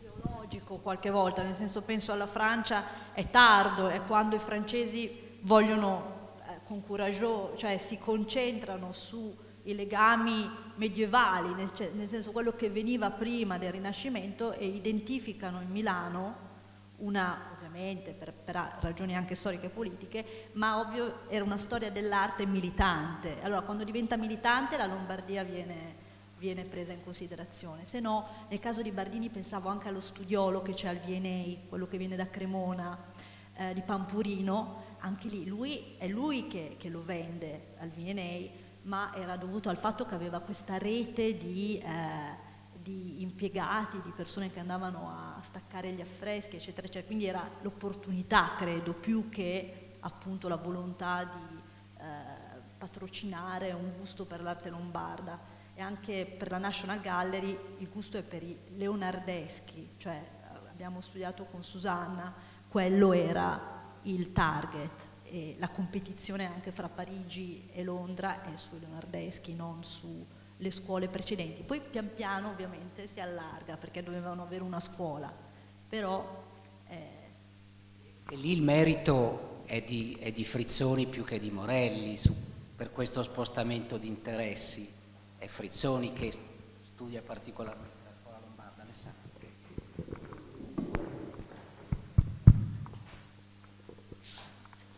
No, volevo aggiungere solo un dato su questo tema. Ultimamente in università non parliamo molto di cose burocratiche e poco di cose scientifiche quando ci si incrocia nei corridoi. Su questo tema va tenuto presente, secondo me, anche la questione storiografica, perché attorno agli anni 50 escono i testi di Cantù, Calvi recupera tutte le biografie che Albuzzi aveva scritto e che sono trasmessi Bossi, Cattano e quant'altro, e per arrivare poi a Mongeri, cioè che sono, diciamo, un po' i nomi che cominciano a dare, perché anche penso identificare un Foppa come Vincenzo Foppa si era ancora nelle nebbie della identificazione degli artisti, perché è vero che Leonardè, appunto, almeno a Milano, nella storiografia, già da Cantù, il problema della scuola lombarda come scuola lombarda sulla quale si innestano Leonardo e Bramante e non sono così, come dire, succubi, comincia già a nascere. È chiaro che è un argomento molto milanese, molto ideologico e molto municipale. Per capire queste letture, questo tipo di consapevolezza affidata alla storiografia, che fortuna poteva avere in altri ambiti. Ecco, solo questo. Grazie Alessandro. Sì?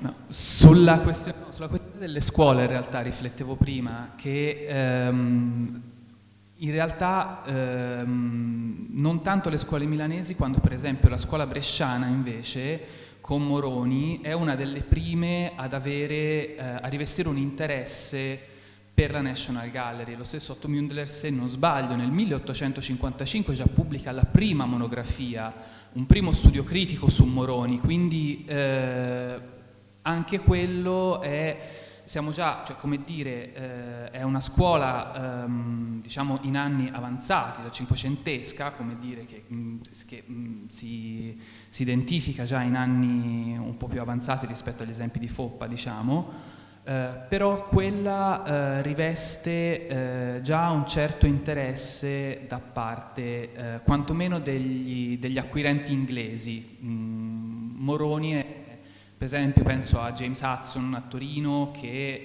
acquisisce e consiglia anche, però pare che anche Morelli in qualche modo abbia orientato su questa scuola l'interesse di James Hudson e di certi studi, però appunto oltre alla scuola, diciamo, leonardesca c'era anche questo aspetto un po' più di, diciamo, provincia che però raccoglieva un certo interesse. Nel senso che non l'abbiamo fatto in tempo a citarlo, però è vero che a Milano è il primo museo che parte da una collezione privata. Però c'erano stati dei precedenti in Lombardia e uno dei più vicini cronologicamente è Palazzo Tosio, cioè la collezione di Paolo Tosio. Lui muore negli anni 40 e anzi nel 32, però sua moglie lascia collezione e palazzo nel 42, e Tosio aveva non solo una collezione di arte romantica ma anche una collezione di rinascimentali bresciani che circondavano i suoi Raffaello, e Moroni e Moretto sono considerati i Raffaello della scuola bresciana. Quindi sicuramente l'apertura di questo museo, il fatto che lui avesse un'accademia di scienze, lettere e arti e che avesse contatti in tutta Europa, può aver contribuito a un interesse degli stranieri verso anche la scuola bresciana. Però non ci sono invece contatti, stranamente, tra Milano e Brescia. Abbiamo cercato tra i vari archivi in cui abbiamo indagato, ci sono anche gli archivi bresciani, e curiosamente non si evidenziano contatti, quantomeno rimasti, tra Poldi Pezzoli e l'ambiente bresciano. Sì, anche sai, a quel punto queste distinzioni, diciamo, locali sono molto deboli, perché comunque a Milano esce quella edizione francese del Quatramaire de Quincy che è, diciamo, promossa da Francesco Longhena, che è un bresciano. Insomma, a quel punto, voglio dire, è una rete, diciamo, se non nazionale almeno regionale. Certo, no, infatti. E qualche altro intervento?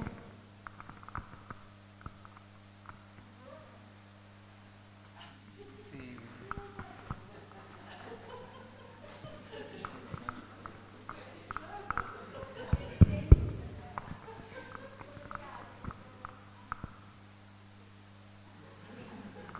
Nessun altro intervento? Ecco, prego.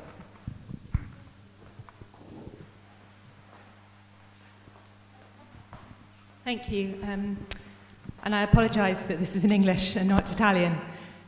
This is a question, firstly, thank you so much for the papers this morning, it was absolutely fascinating. And I've got a question for Marino and Lavinia, and I was interested in the history of the inheritance, really, of Poldi Pezzoli as a collector, and very interested in all the documents showing inventories from members of his family. And so I just wanted to ask how much that was, to what extent was he self-consciously modelling himself as a collector, as a part of a dynasty of collectors, and whether that comes across at all in his correspondence or his, I mean, I know you mentioned that there isn't much correspondence, but in records, whether you got the sense that in the same way that, say, Rothschild collectors, you get the sense that they're modelling themselves on their dynastic inheritance as collectors, and whether Poldi Pezzoli was also doing the same thing. Thank you.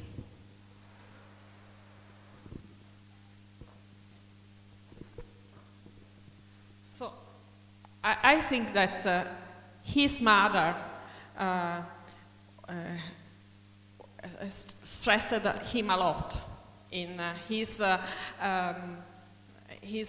inheritance from a very important collection family, and pressed him to become a collector, and he was proud of his origin. But of course, his surname was Poldi, and Poldi was not a real nobleman, very famous nobleman. So he decided to be a huge collector, also to balance the maternal way with the father one. I think it was a balance. But of course, it was so important that when he was a child, he could visit every time the Trivulzio Museum. And in his family, there was a lot of friends who were artists and who can explain him everything about the arts. But Marino, what? No, is it? Okay. Oh, no, okay.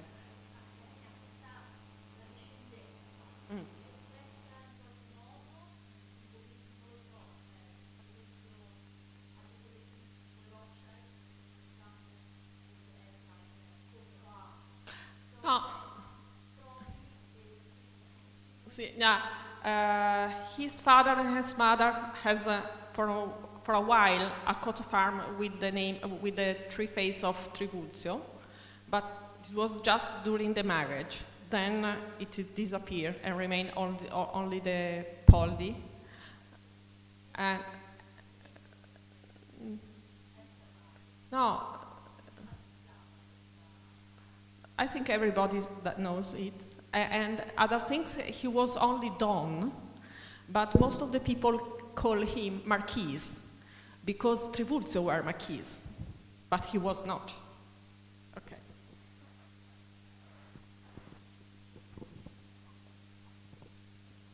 Maybe we can say that Poldi Pezzoli is a forerunner. No, in a sense, and the Morelli circle is very important, because Morelli and Mundler. Yes, we're in connection, and so the best connoisseur of the age are at his service, in a sense. Qualche altra domanda? Andiamo. Meno male. Ci siamo salvati. Arrivederci. A dopo, grazie.